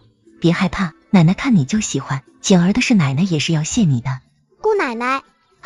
而另外一边，父子2人抱着石头不停地看。这是矿石，绝对无疑，有点像玄铁，但是好像又比玄铁好一些，还未经过淬炼。若是淬炼出来，用来打造武器，绝对是神兵利器，就是有点少。应该不少，我那里还有3块，不过应该不能全都用了吧？真的，走，看看够不够给你大哥打一把剑。若是足够，剩下的再打一副护心镜。这矿石看着大，但是淬炼之后就会变少，也不知硬度如何，一把不成还要回炉重来。爹，这是九儿给我的礼物。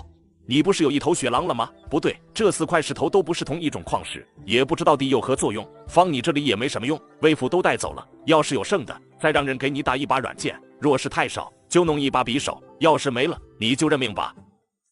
第2日，为了方便出门，叶九换回了自己的衣裳，跟着顾景去看了大棚。你们哪里收集了那么多金汤的？宫里送出来的，还得花钱请人清理。我们花钱请了人免费收，然后统一运出来，花了点钱盖了不少茅厕，不收钱，每月500文，专门请了人负责，加上新盖了饲养牲畜的庄子，数量就上来了。聪明，要是再能种蘑菇就好了，那东西稀罕。蘑菇也能种，可是从未看到过种子啊。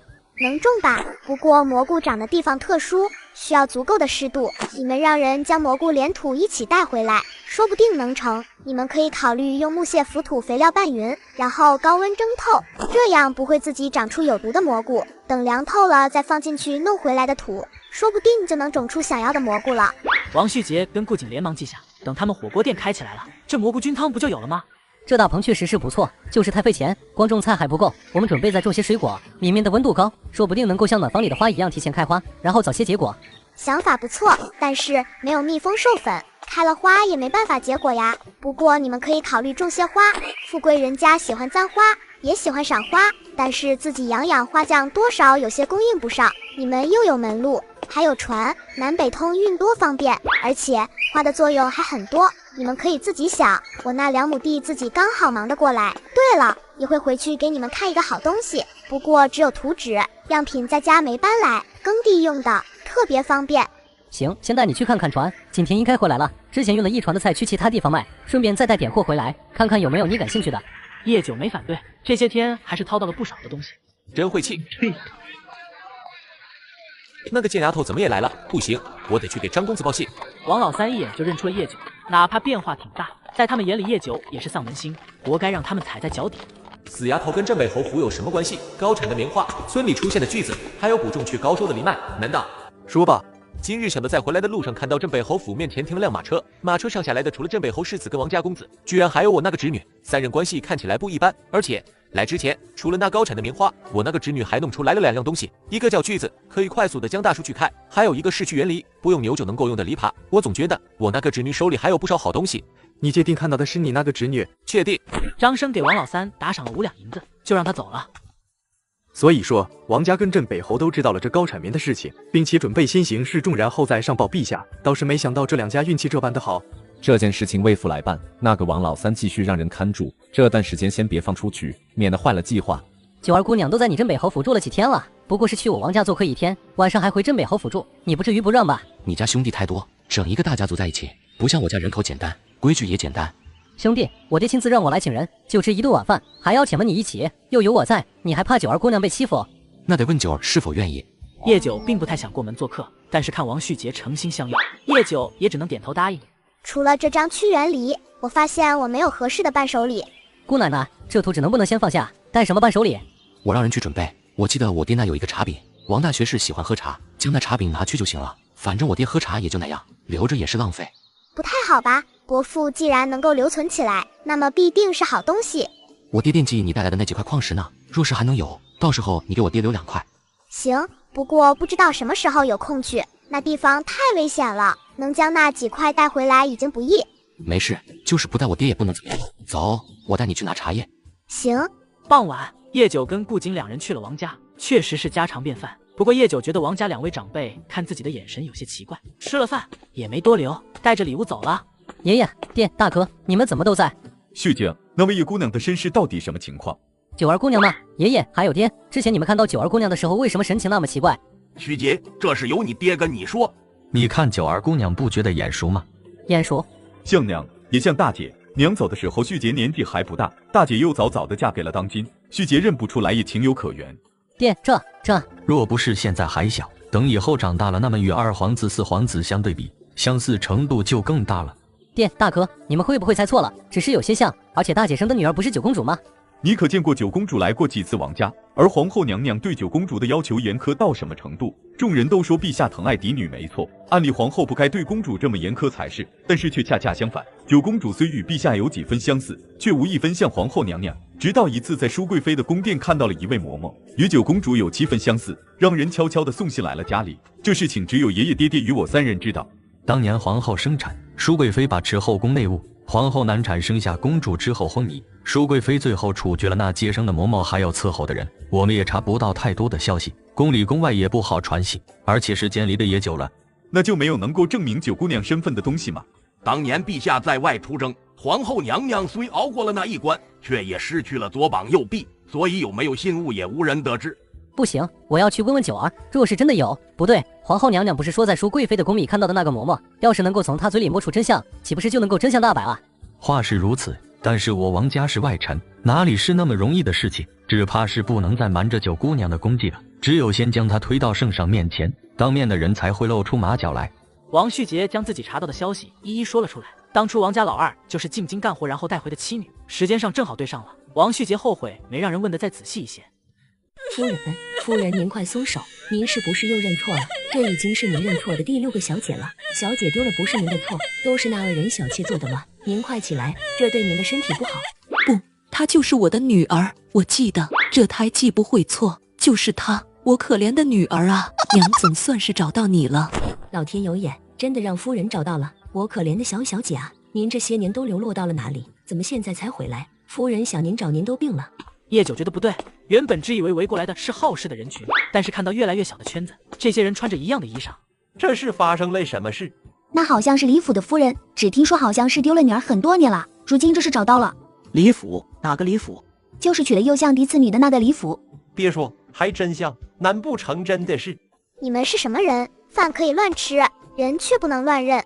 哎呦，小姐，您这是做什么？夫人寻了你多年，您怎么能够这般对待夫人？不过小姐流落在外多年，也情有可原。夫人身体不好，小姐您就跟着一起先回府，什么事情我们回去之后再说。那嬷嬷立即使眼色，仆妇下人全都围了过来，想要直接将人拥走。我说了，我不认识你们，走开！你们在干什么？当街强抢民女吗？还有没有王法了？九儿过来，我爹有事找你。九儿，你从来不好奇自己的身世吗？身世也不是不好奇，不过不强求。我现在的日子过得挺好的。那万一你的爹娘还在，而且十分的疼爱你呢？你这话就有矛盾了。若是在，怎么可能连我丢了都不知道？哪里来的疼爱？而且我娘不对，叫一爸，早早给我立了女户，又姓叶，想来也是有些特殊的。跑到小村那样的穷乡僻壤里，还努力给我盖房子，记忆里对我也是十分疼爱的，所以我肯定不是被他偷出来的。至于其他的就不重要了。不，很重要。你有没有给你留下什么信物，或者跟你说过什么？你仔细想一想。你说的是这个东西吗？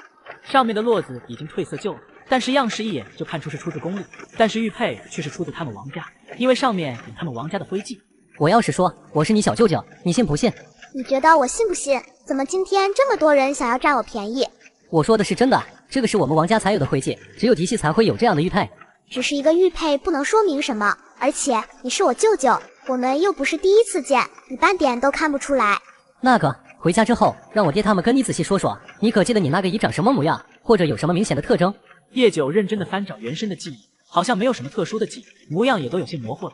我只记得好像我爹就是王老二，一直称呼他为绣娘，他常年不离身的好像就一个手镯，我也只记得大概，具体长什么样模糊了。为什么那个手镯记忆那么深？大概是因为那只手总是柔柔的抚摸原生的脸，所以才会那么深刻吧。王老二好像有点不一样，肤色比一般男子白一些，声音也有点尖，我好像看到过他贴假胡子。那你可还记得王老二长什么模样？跟王老三长得很像，不过比王老三好看，脾气也好。是这样吗？笔给我，我来。就这样，去掉胡子就是了。这应该是个阉人，一会跌下朝了，让爹跟大哥他们都看看，说不定见过。阉人？我并不清楚当年的事情，我也是昨天才知道的，我只能将我知道的先告诉你，让你有个心理准备。而且你只怕是藏不住了，刚才那个李家跟右相家关系匪浅，右相又牵扯到淑贵妃，事情从后宫就又牵扯到了前朝。这是要准备上演宫斗大戏。还没等到王太傅回来，顾景先跑来了。你急匆匆的把人接走也不跟我说一声，还有街上的传言又是怎么回事？你都说了是传言了，现在事情怎么样还不清楚，不过关乎我王家机密，九儿先在王家住2天，一会我爹下朝就回来要见九儿。你王家的机密跟九儿有什么关系？就是跟九儿有关系，而且关系十分重大，这才将人留下。你有功夫在这里跟我掰扯，不如去查查那传言还有李家。行，事情我去办，不过人你给我照顾好了，不然我可不管兄弟不兄弟的。走吧走吧，对了，最好还是查一查右相府。王太傅看到那玉佩的时候差点没哭出来，那是自己大女儿的玉佩，自入宫之后就再也没戴过，后来不知什么时候不见了，等皇后娘娘发现的时候已经过去许久了。宿主，商城可以进行亲子鉴定哦，要不然我们先来个滴血认亲，看看我们之间有没有关系，光靠个玉佩我觉得还是不靠谱。按照你们的说法，我可能是皇后的女儿，那这个关系就更可怕了。除了王旭杰，其余祖孙3人对视了一眼，然后取了水杯来往里滴血。叶九割破手指，也将血滴了进去，顺便悄悄地让系统收取一些血液做亲子鉴定，血液居然全都相容，叶九都觉得神奇。宿主，亲子鉴定报告已经出来了，你们5人确实有亲属关系，按照基因匹配，王旭杰是您的亲舅舅哦，你们都是 O 型血，所以血型一致，那难怪都能够相容了。现在怎么打算？按照你们的说法，宫里可是还有位九公主存在的，而我并不喜欢太麻烦的事情。九儿，你必须站在圣上面前，还有你的能力。淑贵妃若是知道了你的消息，绝对不会手下留情，只有站在人前，才能最好的防止暗中的黑手作乱。需要我做什么？暂时不需要九儿做什么。右相府那边既然有了动作，我们借机将你推出去。当今对农耕之事十分看重，到时候你一切如常即可。我让你大伯娘将你娘之前的院子收拾一下，你先住进去。这个不急，就是要住，我也要先回一趟小村，而且你们不是还要调查吗？我顺便去将事情处理了再回京，这段时间我就不露面了。也好，春事在即，那让旭杰陪你一起回去，我怕右相府的人会下黑手。九丫头回来了，这一去大半个月的，京城好不好玩？不好玩，处处花钱厉害着呢。对了，不是说你去找亲人去了吗？可有消息？找到了，就是情况有些复杂，我以后可能就不能在村子里了。这次回来也是为了收拾东西。哎，挺舍不得的，不过能够找到亲人是好事。要是在那边过得不好，咱们小村随时欢迎你回来。你是女户，想走就能走。爹明，九丫头回来了，捞了2条鱼，让大嫂给炖了呗。九丫头回来了，你把鱼拿去厨房，你大嫂会弄。回来了好，回来了好，一段时间不见，怪想的，又长高了啊。哪有，你二老的身体才是好呢。李爷爷李奶奶，我找到家人了。当年的情况有些复杂，我也不知道该怎么说。我这次回来就是为了处理好这里的事情，然后再进京的。不过房子我不准备卖，还是想要托付给您二老帮我打理，老牛就不带走了，您给照顾着，平日里用就当是给我照顾牛看屋子的酬劳了，您看如何？你这丫头找到亲人了是好事，家里情况如何？房子不卖就不卖了，牛不一样，到哪里都不好买，那边可有人陪你一起回来？有的，我小舅舅陪我一起回来的，不过他还有事要处理，我就先回来了。那边情况挺好，家中富裕，我就是挺舍不得你们。还有家里的2亩地，您将地契改一改。当初我花了5两银子买的，您给我5两银子，这地您得空了去县衙让人修改一下就好。九丫头，你在外的多个心眼，钱自己好生收着，莫要拿出来让人知道。有了家人，你不用聘夫了，但是也是要嫁人的。女子不同男子，你给自己留个防身钱，可记住了。叶九忍着泪点头，长这么大还是第一次眼睛发酸的难受。叶九在李家吃了饭，王旭杰也让人将马车赶来了，专门给叶九装东西用的。这里就拜托您时常来打扫了，我把旺财带走，前院后院的，要是几个婶婶不介意，可以拿来种菜，也多些人气。庄户人家最舍不得浪费地了，你一路保重，照顾好自己。王旭杰回到京都后，为了早日让叶九的身份公之于众，拉着顾景2个人埋头种棉花去了。小侄女，我来接你回家过端午。行，等我收拾一下。你跟顾瑾最近都在忙什么？一直在忙种棉的事情，棉花如今长得十分的不错，眼看就要结花苞了。我想着再弄几条船，之前的船能装的东西太少了，还要跟别人的船对走。船啊，为什么不自己做？我在码头也有看到过外邦人，他们能够将他们的东西运送过来，我们也可以将我们的东西运送过去。其实嘛，叶九在打另外一个主意，很多物种都是从海外流入内陆的，像红薯、土豆、玉米这些，在这里都没有。这些产量高又饱腹的东西，若是能够引进来多好。我们的船出不了海，连水军的船也……那人家外邦人来这边就没有人去看船，偷学不就好了？外部结构多看看，然后找能工巧匠勾勒出来，船底找会水的下去摸，内部的话找理由，不管什么理由都行，进去走一圈，下不去最关键的地方，其他地方能看多少是多少。回来之后琢磨琢磨，小船能造，大船一次不行2次，多试试不就好了？跟种地一样。还能这样？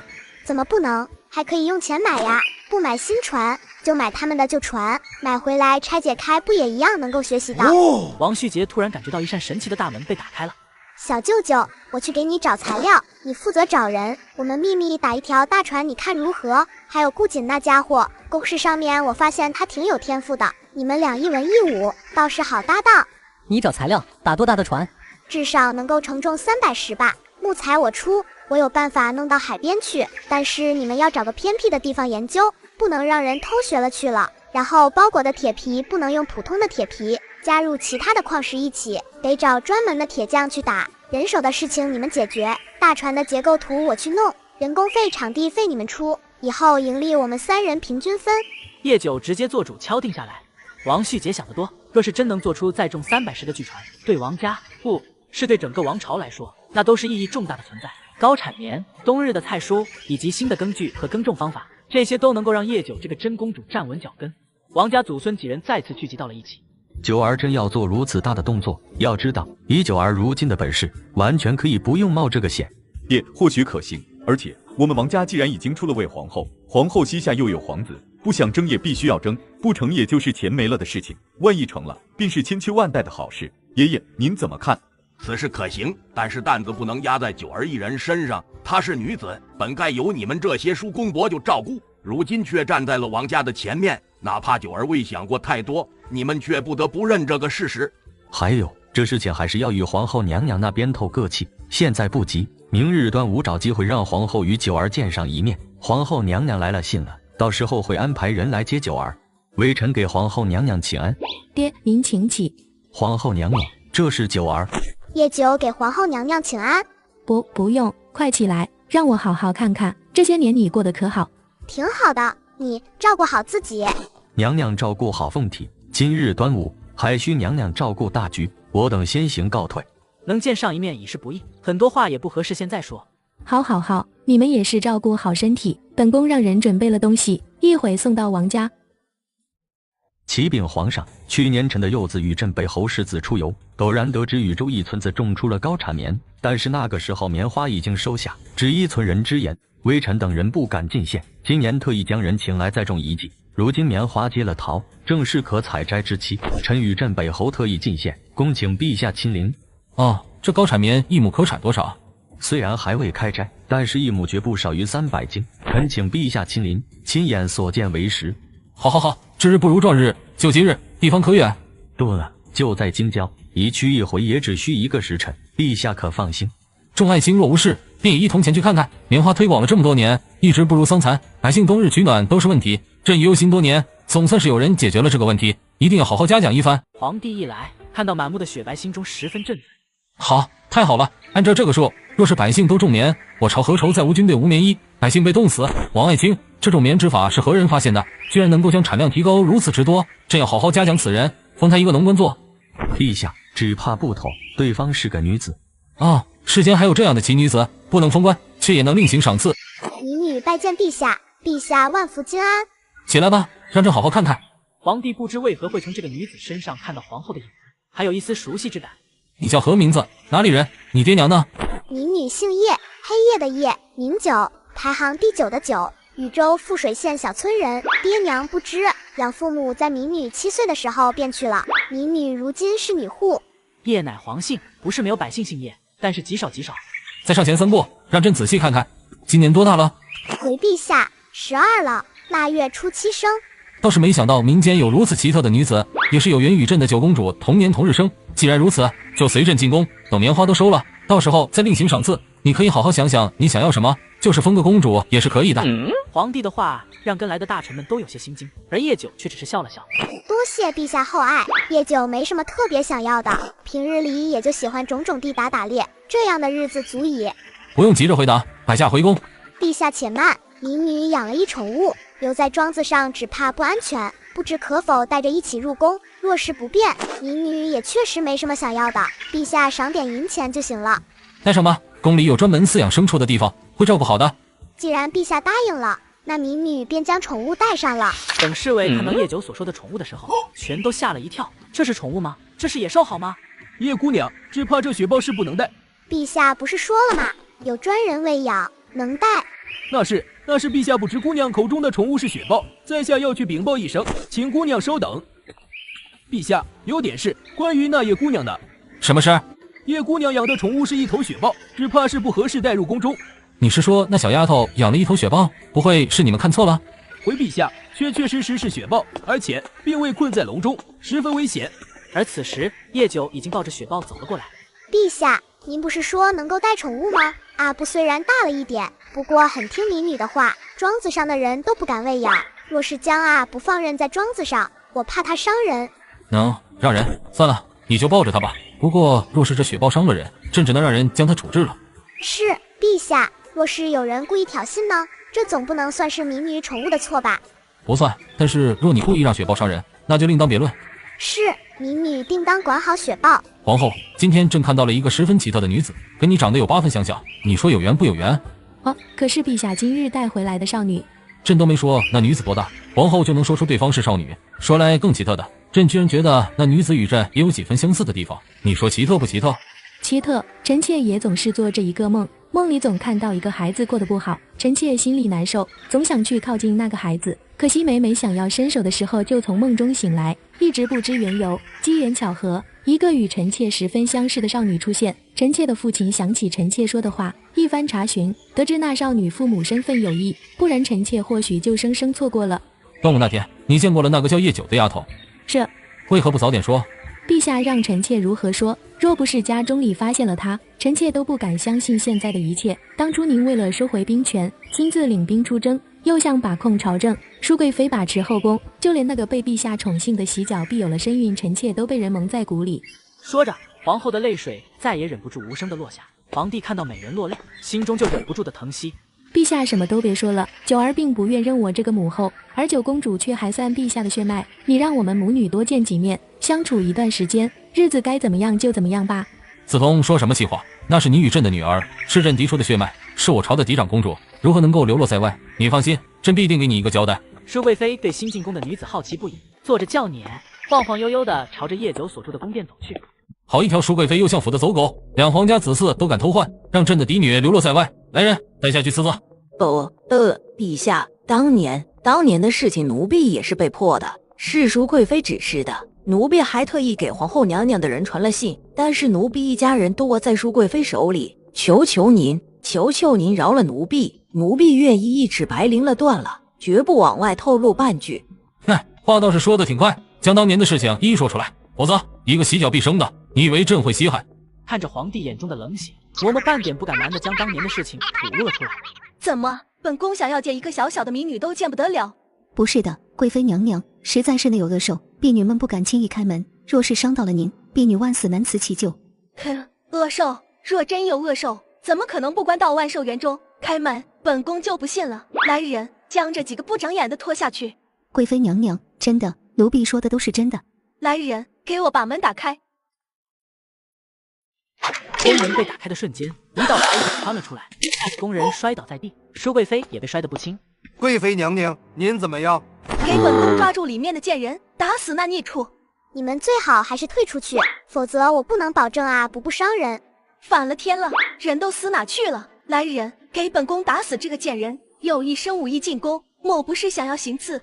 皇上驾到，成何体统？舒贵妃，这就是你的礼仪？你看看你现在什么模样？来人，将舒贵妃送回去，禁足1个月，什么时候反省好了再出来。陛下，臣妾。这有眼睛看，将贵妃送回去。您来了，不是民女想要找麻烦，实在是麻烦自己找上门的。不过我有注意分寸，只是轻伤。叶九一脸无辜，而皇帝则是好气又好笑。连个小小的女子都打不过，这样你们何用？不明是非，今日是谁负责的？防凤3夜，一人去领10棍，可有伤到？没有。他很听你的话。他是我捡回来的。你师父是谁？我师父无名。你知道你的身世？知道一些。那你还这样跟我说话？那我该如何说？诚惶诚恐，还是欣喜若狂，还是泪流满面，还是怨声怨气？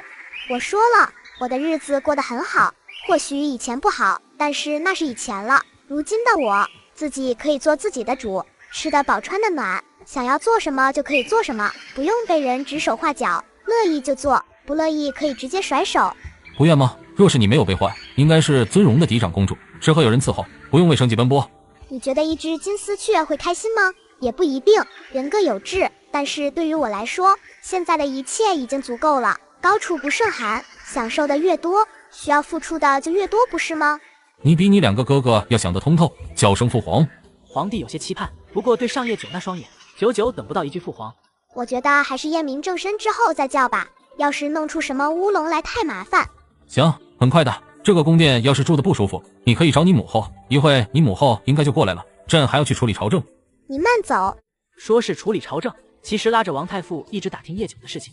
王太傅也并未隐瞒，从棉花到大棚蔬菜，再到叶九想要造船，全都说了出来。陛下可以看看关于造船九儿，他已经摸清了外邦船的构造，不过却还想要弄更大一些的，所以目前还未动工，也没找到合适的地方。王家擅长教书育人，但是这工匠之法却是远不如工部。太傅先让朕看看这图纸。一纸厚的画册，线条清晰，全船图样都有，每个地方标注得很仔细。九儿居然有如此才能，这位无名大师只怕是世外高人，可惜不愿出面。九儿才12岁便能有此成就，九儿心思单纯，一心只想种地。这样的大船建造出来，也只是为了方便出海，寻找外邦的粮种回来。当初将九儿接回来，九儿连王家都不愿意住，一直在庄子里忙于耕种，还改良了篱笆。皇帝将手里的画册放下，仔细地听着王太傅说着关于叶九的一切。公主，陛下他都知道了，完了，一切都完了。你走开，我不认识你，我是九公主，皇后所出的嫡长公主，我要去找父皇。九公主直接推开嬷嬷想，却被嬷嬷一把抱住了双腿。不行，您不能去，陛下说了，只要我们好好配合，您还是公主，奴婢一家也能活着，所以您不能，绝对不能去。嬷嬷跟疯了一样，死死地抱住九公主的脚，任凭九公主如何动手都不松开。九公主忍不住放声哭了起来。为什么要这么对我？那个女人为什么没有死在外面？她为什么要回来？舒贵妃被关，九公主的寝宫也被御林军把守了起来。九儿以后不如住母后的宫中，喜欢那里，母后让人收拾出来给你。我不住宫里，宫里没办法种地，不过我可以每隔5天进宫住1天，随便留个位置能休息就行。真的不住宫里吗？5天回来住1天是不是太久了？要不然3天回来住1天，或者5天回来住2天。太麻烦，而且春耕秋收都是需要抢时间的，那个时候可能1整个月都回不来，而且我冬天还要出去，所以不能一直住宫里。皇后愣住了，自己好不容易找回来的女儿，不能跟自己一起住，还得一消失好几个月，这怎么办？要不然母后跟着你住。母后，您不能有了女儿忘了儿子啊！母后，您这就不对了，妹妹的事情居然一直瞒着我们。兄弟二人进来，太子先看向了叶九，而四皇子却看到了叶九脚边的阿布。母后，雪豹。不要大惊小怪，那是你们妹妹养的宠物，叫阿布，很听话的，都过来见见你们的妹妹。九儿，这是你2个皇兄，二皇兄叶浩奇，四皇兄叶浩林。2位兄长好。妹妹好。皇帝当朝宣布了叶九的身份，将当年的真相公之于众，就像跌坐在大殿冰冷的地板上。淑贵妃偷换皇室血脉，削为庶人，6项教女无方，官降6级，流放到宣府为官。陛下，长公主年岁尚小，不得赐封号啊。九儿，你怎么说？我且问你，我是不是长公主？是不是皇家的血脉？是不是嫡出公主？回公主，您自然是。很好，历来嫡长公主都好太平，可有错处？没有。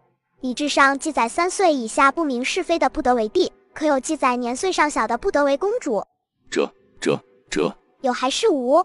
无。很好，年岁尚小，那么我种出来的棉花是不是像你这样的迂腐就不应该穿？亦或者将来我种出来的粮你不应该吃？对了，去年冬日的青菜可好吃？那也是我这个年小之人想的法子。不如这样，我将那棉种都毁了吧，你觉得如何？啊，对了，我看你这副老太也觉得有爱，要不然你脱了这身官服回家种地吧。你这样懂礼之人，应该能种出懂礼的粮食来，到时候再吃也不迟。叶九每说一句，礼部侍郎的头就低一点，最后扑通一声跪了下来。侍臣愚昧迂腐，请陛下为长公主封号。请陛下为长公主封号。满朝文武跪了下来，皇帝露出了满意的神情。一旁的太监总管立即将早就准备好的圣旨拿了出来宣读，不单册封了封号，还赏赐了公主府。未成婚就赏赐了公主府，这意味着长公主有绝对的权利上驸马，不需和亲。九儿啊，你看父皇好不容易抽出空出宫来公主府，我们父女好好谈谈。父皇想要谈什么？嗨，你之前不是想要修船吗？怎么这么久了又没什么动静了？你那水稻也种下去一段时间了，是不是也该筹备起来了？4人不是不能造船吗？是啊，可是你现在是公主了啊，而且你这要造的船也有些不一样，父皇还是很期待的。可是缺人手还是什么？父皇让人给你寻去。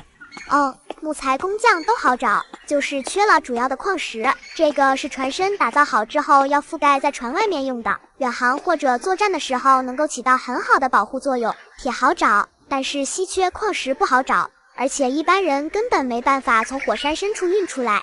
什么火山？在什么地方？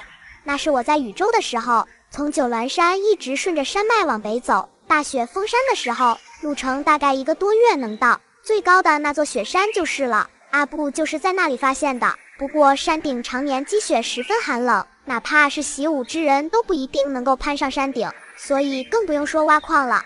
禹州九峦山往北，很高很高的山。小九，你不会是去了雪国了吧？雪国根本进不去，若不是雪国人每年要下山购买大量的粮食，根本无人能够找到雪国的踪迹。那我不知道，我现在每年都要爬到那山顶之上修炼，直到再次突破为止。我一次能够带回来的矿石也有限，按照计划3年应该就能够攒够一艘大船需要的量了。到时候父皇派1队人跟着你如何？如果能够跟得上的话，我是不会停下来等人的。要是误了时间，会影响春耕。稀有矿石这么重要的事情，居然不如一个春耕。大雪封山的时候开始走，父皇就提前做好准备吧。要是不想赔了夫人又折兵，就最好不要勉强。冬日里不比平日的威胁小，雪崩什么的都会有可能。明显感觉到了女儿对自己的嫌弃，皇帝敛了敛神情，让人送了不少东西走了。真的要去，不去不行吗？要去的，您放心，我的身手绝对能够平安回来，这也不是第1次去了。您照顾好自己的身体。叶九骑着快马直奔禹州，回到小村。李爷爷李奶奶，看到你们身体还这么健康真好，这是我家里人派来保护我的，日常可能需要你们给提供一些方便。他们只留下3人住在我那院子里，我还有事带人离开一段时间。这般着急的吗？家里今年的大酱十分不错，还有那水稻真的种成了，给你留了50斤呢，还想着等你回来吃。真的太好了，那您可得给我留着。第2天，叶九带着人稍作休整，一人背了一个巨大的背包，跟着进山了。今晚会有大风暴加雨雪，找个山洞，多收集一些柴火。这场雪至少3天才会停，我也只会等你们这一次。之后的路，若是跟不上，你们就自行往回走，做好标记。我不负责你们的安全，你们若是要跟，最好用绳子将人都连在一起，否则也会掉了。谁都找不到，只能认命。一行人迅速地将腰上的锁扣接连起来，然后跟上叶九的脚步。叶九在风雪中走得十分的轻松，而他们却屡屡栽倒，在风雪中艰难地行走。看着前面小小的背影，他们感觉到了挫败。公主，属下决定带队回去，不再拖您的后腿。希望您一路保重，属下等人会在小村等您。决定了。护卫长郑重地点头。那就休整一下，不然你们回不到小村。若是实在太冷，遇到雪暴，可以找有庇护的地方挖的雪洞，等风雪过去再爬出来，你们活下去的机会也更大一些。说完，叶九就已经转身离开了，从空间里取了3头山羊出来，省着点，完全够他们吃了。拖着猎物放到了山洞里，叶九又将背包里一些干粮拿了出来。行了，你们收拾好就自己回去，我还要赶路。护卫长有些不放心，哪知一眨眼的功夫，叶九已经完全消失在了他们的眼前，只能默默地回去。你要回家了，这里才是你该待的地方。啊，不看到熟悉的地方，很是欢腾。你不能再跟我走了，我要回到人群里，而你还是要找到自己的种族才对。拍了拍呀，不，叶九头也不回的走了。每日哇哇放食，然后吃饱喝足，时间不知不觉过去了1个月。叶九感觉时间差不多了，收拾了下山。你要将它送给我。阿布上前咬着叶九的裤脚，示意叶九去采摘。好了，谢谢你的礼物，我要走了，我明年还会来，希望到时候还能看到你。山下的生活不适合你，你应该是自由的。阿布吼了2声，这次没有看着叶九走，而是带着其他的雪豹一起走了。九丫头，小牛犊如今已经可以吃草了，虽然还要养2年才能用，但是这样带走也方便。你真的不带走吗？不了，你也看到了，我如今连马儿都能用上了。牛您继续给养着，帮我把院子照顾好，明年我还得回来的。好好好。叶九坐着马车离开了，小村的人目送着叶九离开村子才散去。小九啊，这造船之事何时动工啊？父皇，这事情应该不用我一个公主操心吧？有那么多皇兄在呢。矿石也给您弄回来了，我还给您画了路线图，您找人想办法怎么样都行。您造船除了矿石，不是还需要做很多其他的事情呢吗？这个，小九，你几个皇兄对这方面也不熟。父皇，要不然这样，你让小舅舅跟顾瑾去工部吧，一文一武给你造船，又没成家不怕拖家带口的，正好适用。年轻人脑子灵活，加上老匠人的手艺，说不定就成了。女儿实在是忙，您就别再找女儿了，母后还等着儿臣呢，我就先走了。连理也不行了。叶九说完，麻溜的闪人。要不是你们不中用，真至于给小九这么大压力。现在连跟我这个父皇多说2句话都不说了，去传旨让顾瑾回来，让王旭姐也去工部。嗨，父皇，顾瑾或许能召回来，小舅舅他估计更想要进司农。怎么回事？小舅舅自从接触了仲林之后，就对农事特别感兴趣。之前大舅舅上书兴修农局的事情就有小舅舅一份功劳，如今更是一头扎在农事上，整日跟着九妹学习农耕之法。与九妹不同，九妹一门心思就在那几亩地上，小舅舅却是将学到的法子大面积的推广开，直接用了2个庄子进行试种，九妹那流出来的种子都让小舅舅给收了去。京城第1美人种地。太子点头，虽然有些不可思议，小舅舅一个有洁癖的人，居然光脚下地了。朕还真想亲眼看看。您若是真想看，还真能看到。最近就是插秧的时候了，小舅舅会亲自下地。庄子离黄妹的庄子不远，您还能顺便去看看黄妹，不然下一次再见黄妹，估计又要1个月了。顾瑾被调去了山岛，山岛临海，地域广阔，适合造船。叶九将空间里的板材给弄了出来，然后让王旭杰用船给拉去给顾瑾。这一下，空间腾出了不少地方。突然感觉不想升级了，空间挺大的。宿主，您这样的想法是不对的哦。系统继续升级，你说不定还能穿越时空黑洞回去看看呢。去看看我炸得粉碎的肉块，还是看看炸得稀烂的实验室？宿主，升级之后，您身上的驱逐手环以及加载的天气预报功能都会升级哦。天气预报从原来的实时预报，可以提前预报未来1周的天气变化，还有模拟实验室功能更加齐全，开放病虫害处理实验室。那你升级吧，我要睡一觉。时间一晃而过，2年半过去，叶九站在金灿灿的水道旁，看着沉甸甸沟头的稻穗，很是满意。虽然只有4亩地的稻种，但是已经能够达到亩产600斤，将产量翻了1倍。九儿，这太好了！要是陛下大收的时候能够奉上，绝对是最好的收礼了。可以，今年这些留作2种，这些最多只能种2年，所以还要继续再培育。明年父皇生辰的时候正好赶上收割，我之前让小舅舅你留的2代稻种可保存好了，一直存着，没有让人动。那就好，将2代稻种最为基稻，它是最稳定的稻种了，然后与3代稻种一起混种，就能够得到这高产稻了。要记得2代稻种一定要专门用一个庄子进行种植保留稻种，每年要留存一部分，3年一更替。九儿交代这般清楚，可是有什么计划？我准备出海去玩玩，大船不是要造好了吗？母后说今年集机里无论如何让我留在京中，大船需要的矿石也足够了。今年我就不准备去了，过了集机里，来年开了春，这些就交给小舅舅你来弄了。我出去游玩一段时间，寻找新物种回来。你要出海，陛下跟皇后娘娘不可能会同意的。大船明年确实能够试水了，但是从来没有出过海，海上风险未知。小舅舅觉得我想做的事情有人能够拦得住。王旭杰沉默。是啊，谁能拦得住叶九？小舅舅好好干，粮食上来了，就能够养牲畜了。有了牲畜，就不怕缺肥了。等我弄回来新的作物，我们再继续研究。如今农渠修建也见了成效，以后百姓的日子会越来越好。贤妃娘娘寿辰。行吧，母后，我跟你商量一件事，今年秋收后，我就不去雪山了，会一直留在京中。不过明年开春，我准备出海。出海？去海边玩吗？不是，大船不是要造好了吗？明年开春不是就能试水了？试水成功船不能就那么丢着吧？肯定是要出海的。外邦带来了那么多我们没有的东西，又从我们这里将特别的东西带走去他们的国家。我想要去看看，寻找一些新的作物回来。不行，若你只是想要去海边玩玩，母后都能同意。但是出海，每年外邦人来去就要花费掉大半年的时间，海上风险重重，又没有航海图，这些事情自有男儿去做。叶九没有去辩驳，就这么静静地看着皇后，没有人能够阻拦自己想要做的事情。九儿，先不说出海的事，你贤母妃的生辰你一定不要忘了。等你集机里办了，今年我们一家人好好过个团圆年，有什么明年再说可好？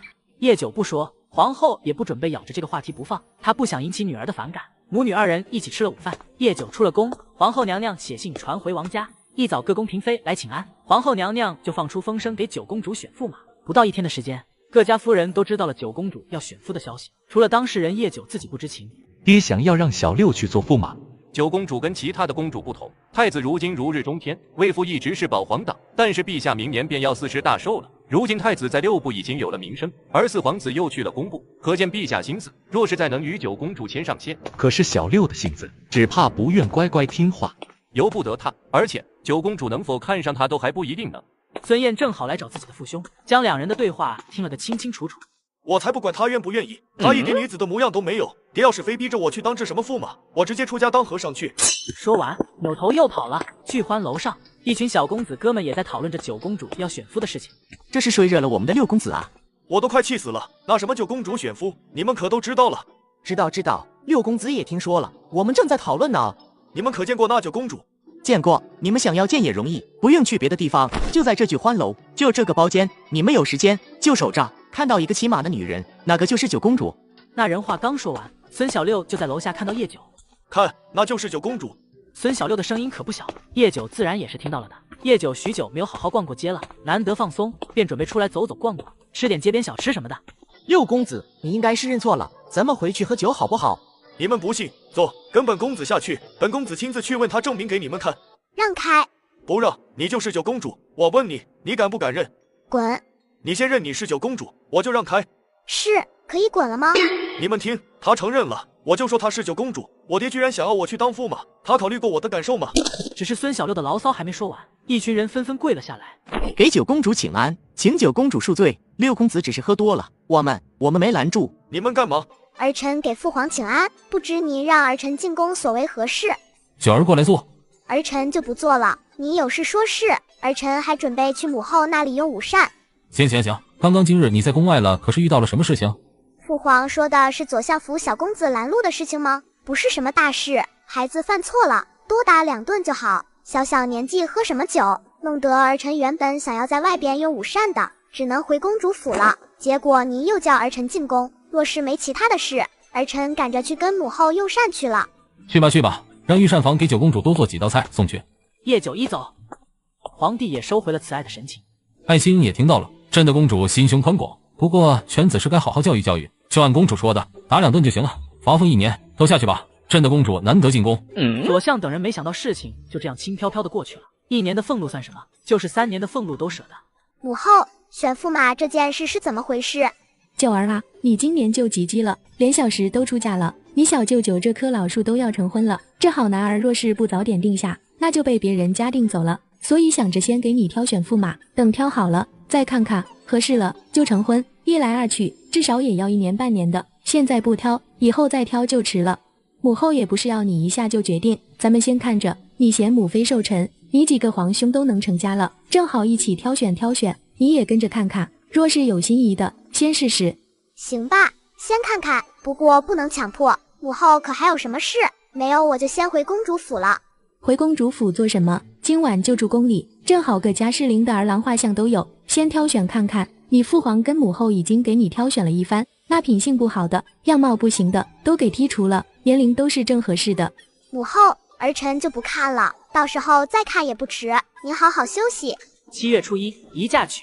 王旭杰娶妻衍圣宫嫡孙女孔兰熙，高头大马俊俏郎，红花铺地迎娇娘。皇后坐到了主座上，新婚夫妇朝着皇后跪拜，新娘手里的扇子被喜婆接了过去，换成了同心酒。夫妻2人各饮1半，再换盏饮尽，礼数就算是成了。皇兄，小舅舅占大便宜了，将来生的孩子还不知道要好看成什么模样。还是九妹这样的好。皇兄这含沙射影过分了。叶九默默抬脚给了太子一下。皇妹高抬贵脚，皇兄错了。让你看看可有心仪顺眼的男子，你倒好，与你皇兄小动作不停，别以为母后我没看着。母后，小舅母那么好看，儿臣哪里还顾得上看别人啊？得知好友要成婚了，大船已经到了最后关头，顾景走不开，不过却让人送了贺礼回去。小侯爷要涨潮了，您赶紧上船吧，不然一会寒水就上来了。让大家伙抓紧一些，千万要仔细，不能出一丁点的错，哪里发现不对，立即修改，不然下了水就没机会了。不仅在工厂里来回的巡视，大船的框架已经全部完成，如今正在铺设防护的铁皮。顾大哥，你来了，你看看风帆这一块的桅杆是不是有点不太牢固？还有这个长度好像差了一点，有没有关系？确实不太牢固，差多少？差了1指半。让人换了，相差太多。风帆扬起的时候受力不足，会影响带动船身的能力。好，我这就让人换。顾大哥，按照现在的进度，冬月的时候船就能够下水了。我也是要赶在那个时候下水，正好可以试试看船身破冰的能力如何。若是不行，依旧无法出海。据威尼尔说，他们行船的时候时常能够遇上大冰块，航海来去时间很长，准备的越充分越好。等冬日船顺利下海，再慢慢布置内里也不迟。顺便测试一下能够载重多少。顾大哥从威尼尔嘴里问出航海图了吗？已经画了一半了，但是很多地方还是不太清楚。没事，到时候将人带上船，除非他不想活，到时候我们再将航海图填补起来就完善了。听闻九儿让人寻了不少歌姬回公主府，怎么突然想要养歌姬了？儿臣身边的大宫女办的事情，府里太安静了，之前住的少倒是没注意。那天嫌母妃生辰，看着各家女眷献艺，别有一番滋味，便让她去操办了。如今已经小有成果了，等那日母后有空去儿臣那，儿臣让人给母后表演1、2。所以本宫让你好好看看在场的青年才俊挑选驸马，你一门心思全都放在了看女眷上，那是给你几位皇兄选妃，你看那么入迷是想要做什么？母后这是怎么了？叶九不由皱眉，这还是2人相处这么久以来，皇后第一次语气这么急躁，还带火气。本宫回公主，皇后娘娘最近有些休息不好，语气稍重了些，您多多体谅。母后没事，许是秋干物燥了，人也变得暴躁了些，最近操心的事情有点多，睡得不太好。这样母后也不逼你那么着急挑驸马，等春时之后你再仔细看看。你一天不成婚，母后也不放心，等你成婚了，母后就允你出海，你看如何？儿臣知道了，会上心的。不知母后还有什么事情交代？无了，就是你堂堂一个公主，太过沉迷看歌舞也不太好，歌姬养着就养着吧。父皇，儿臣去猎场玩一段时间，给您猎2头野物回来换换口味。怎么突然想到要去猎场了？整日无所事事，太无聊了。儿臣又不喜跟那些娇滴滴的闺秀一起玩，还是去猎场舒服，又是父皇的地盘，没有外人打扰。行吧，不过也别去太久，过了瘾就回来。为了防止因为海面结冰影响行程，我们需要提前5天出发。按照海航图，从山岛到顺天府码头只要7天，我们早一点，宁早勿晚。好，船体内部已经基本完成，现在就差准备的各式货物了。新鲜的海货到时简单，我们直接下网。如今天寒地冻，网上来也不怕坏了。这大船可真能装，之前九妹预计的300是完全没有问题。是啊，他就是这么厉害，只要他想做的，就没有他做不成的。对了，路上网上来的东西不管能不能吃，分门别类放好，到时候给他看看，说不定就有他看上的。好啊。四皇子点头，随即反应过来不对，之前自己一直忙，倒是没有太过注意不仅与自己九妹的关系，现在怎么听着越听越不对劲。姑姐，你不会是喜欢我九妹吧？我以为我表现得十分明显，不是吗？是的，喜欢啊，喜欢了很久很久很久，男未婚女未嫁，自己为什么不争取？你从一开始让我叫你姑大哥就……你仔细想想，以九儿的脾气，这世间要什么样的男子才能配得上？能够让着他，能够陪着他，能够随他心意，还处处将他记挂在心上，不以世俗去约束他，不用担心联姻要受制。但是九妹她对你好像没有那方面的感情，而且你足足大了九皇妹8岁，心悦是无法控制的。我知道九儿小，所以才一直等到如今。你仔细想想，这些年我的家书中可出现过一次催婚的字眼。四皇子简直不敢置信地看着顾景，这家伙到底是怎么做到的？居然不被催婚！按照现在的速度，我们大概还要3天就能到达顺天府，到时候大概就是腊月28，还能赶上宫宴。也不知京中现在怎么样了？腊月28嘛，刚好过生辰，也不知能不能吃上一碗长寿面。我看你不是想吃长寿面，你是想吃我九皇妹煮的面条，有何不可？陛下，宫外传信来了，请您过目。皇帝将信的内容看完，皇帝顿时兴奋了起来。好，太好了，准备銮驾，京城正3品以上的官员随行，前往码头。微臣叩见陛下，吾皇万岁万岁万万岁！顾景率领工部所有官员跪下行礼。好，都起来，都起来！你们有功了，一路上辛苦，先看看船，一会回宫休整后再闲话家常。皇帝看到不远处的海船，心中也是激动不已。好，甚好，全都有赏，起来吧，各司其职，走回宫。等过几日再仔细看看这海船。生辰快乐！我就惦记这一碗面，你要不要也吃一点？我看你宫宴上喝了不少酒。不用，宫宴上那都是果酒，喝不醉人。我酿了梨花酿，这个酒好喝，陪着这个麻辣火锅正好。你是寿星，等你动了筷子，我就烫菜吃，准备了这么多呢。还有你带回来的海鲜，我都准备了一些。这2年多快3年的忙碌，顾景的饭量也涨了不少，一碗面下肚，感觉刚刚开胃。你慢慢吃，不然嗓子明天说不了话。你会觉得好点了再尝试。这梨黑乎乎的，但是吃起来还挺不错。那当然，这可是花盖梨，上贡的。我让人去产地直接拉了几大车，专门冻起来，吃辣火锅的时候配着吃，降火气。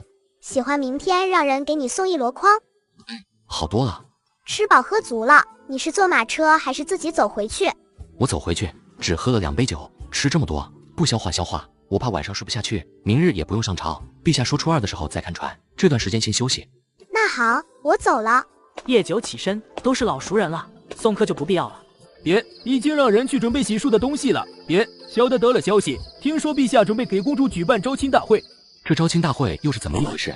是这样，公主一直没特别看重的，但是春事在即，又不能耽误春事，皇后娘娘与陛下便决定给公主办个招亲大会，只要是灵，无不良嗜好，品貌端正着皆可参与，分文是武士。不过公主还不知晓，是白菜在宫里的关系给透出来的话。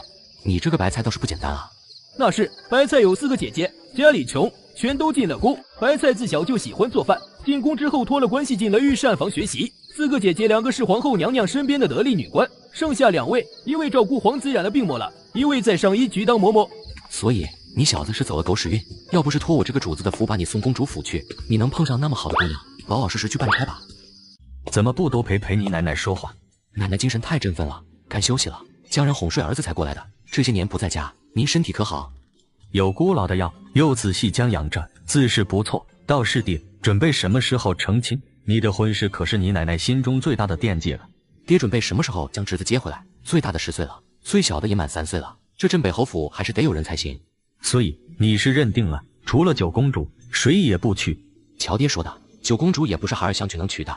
倒也是，老子生个儿子娶不了媳妇，还得嫁人家。算了，好在还有孙子，已经写过书信了，3月开始启程，你自求多福吧。老子给你准备的聘礼居然要换成嫁妆，早知这样，该生个女儿。你又不是没有女儿，不过没关系，嫂子又有身孕了，到时候说不定能给您生个孙女。就是大哥，最多也只能将嫂子跟侄子们送回来停留1个月。他有他的责任，等我跟你奶奶先试了，这个家便是你大嫂做主了。早点将长虹锻炼出来，也能早点支撑起侯府的门庭。顾景虽然不喜欢听这话，但是又无法反驳。人的寿数如此，这几年也算享福了，没有病痛的，比旁人好了。行了，老子还能撑到你从海外回来，你抓紧的，别驸马你都赶不上。快走，老子一把年纪看你这脸，还不如以前顺心了。你想什么呢？九儿招亲的事。你从哪听说的？司喜传的信，今天一早，九儿被宣入宫中。也不奇怪，一般来说，女子都是及笄之前就定下亲事，除非特殊情况。而九儿身为帝姬，等及笄里必挑选驸马也是成立，就是这驸马人选迟迟不定，这是从未有过的事情。但是皇后跟陛下的挑选名单里独独没有我，整个京都未婚的男子，包括有些订婚了的男子都上了册子，而我这么大个人居然被排除在外了。顾瑾也忍不住幽怨了。皇帝以前不重用镇北侯府，想要削弱镇北侯府的时候，第一个想到的就是自己，如今却将自己丢到了脑后。那什么，要说你是没成亲也未订婚没错，但是你这个年纪，皇后娘娘能够接受大9而54的男子已经十分不易了。所以我跟你不是亲兄弟，好兄弟要为对方幸福着想。不过你肯定没有，在京城这么久，差不多天天都能见到9儿，还不如私信给我传的消息多。可不能说天天能见，9儿几乎不出农庄，一年还有3个月不在京中，而且我还要下田地看水、去水库修建，除了农耕忙的那几个月里见得多，平日里也就好几天才能见一次。好了好了，我去找母后给你谈话，这样总行了吧？剥皮案从发现到现在已经第3起了，足足5个月的时间，就没有一个怀疑的对象。回陛下，除了手法相同，死者情况相同，死者间并没有什么关系，他们也没有相熟的人，平日里表现也十分正常。之前2个死者倒是都是从观音庙失踪的，经过排查，并没有发现可疑之人，唯独所有进京人员都排查了，藏着这么一个危险存在京都，锦衣卫呢，让他们查，给你们1个月的时间，若是联手都查不出，全都革职查办。太子负责督查，朕就要看看这人都敢在京城内杀人了，是不是还敢进宫里来？顾瑾忙了几天，为了能够尽快找到凶手，现在走路都打条。9儿，怎么就你一人？顾瑾得到了叶九的回应之后，身体向前一倒。怎么了？叶九想要将人拉起来扶正，却看到顾瑾两眼一闭，秒睡了过去。叶九叹了口气，然后将人像麻袋一样的扛了起来，转身朝镇北侯府走去。你们是自己将你们家世子送回去休息，还是我亲自给送进去？莫将2人将世子送回去，多谢公主将世子送回来。不知我家世子这是怎么了？不知道，路上碰上了，这是去干什么了？走路都打飘，要不是我遇上，起步是要倒在大街上。你们赶紧先将人送回去吧。叶九倒是没有直接走，跟着进了府。臣妇给9公主请安。该晚辈给您请安，突然造访打扰了，您身体可好？托您的福，都好都好。您身体好就好。今天大街上碰到顾瑾了，也不知他忙什么，把自己都给累倒了。晚辈恰好碰上，就把人给送回来了。老太君，既然顾瑾没事，那么我就先走了，您照顾好自己的身体。不急不急，难得9公主来一趟侯府，用了午膳再走也不迟。说说外边的传言是怎么回事？怎么就扯上了顾世子？说你当街抢人了，要顾瑾当驸马？您都说是传言了，关于儿臣的传言还少吗？要说这事，您得问皇兄。我就是个路人，不小心被牵累进去的，可是又是熟人，总不能不管，一时习惯，就把人当货物给扛回去送镇北侯府了。要说儿臣那也是助人为乐。这有关太子何事？你皇兄最近忙得连后院都顾不上了，可别想推你皇兄出来背黑锅。这事也确实与儿臣有关，这几日又是查档案又是查包皮案，儿臣分身乏术，便让老四跟小舅舅还有顾世子一起帮忙。顾家是好的，但是这又有何关系？为了找出可疑之人，顾世子加班加点的熬了7个日夜，资料才查阅的差不多了。儿臣立即让顾世子回去，于是顾世子在回去的路上犯困，当街昏睡过去。恰巧了，皇妹路过，一番热心，将人送回了镇北侯府，于是就有了流言。算了，既然如此，太子自己掏东西安抚一下顾世子，小九回去吧。叶九如同一个工具人，需要就来，不需要就走，也没有怨气。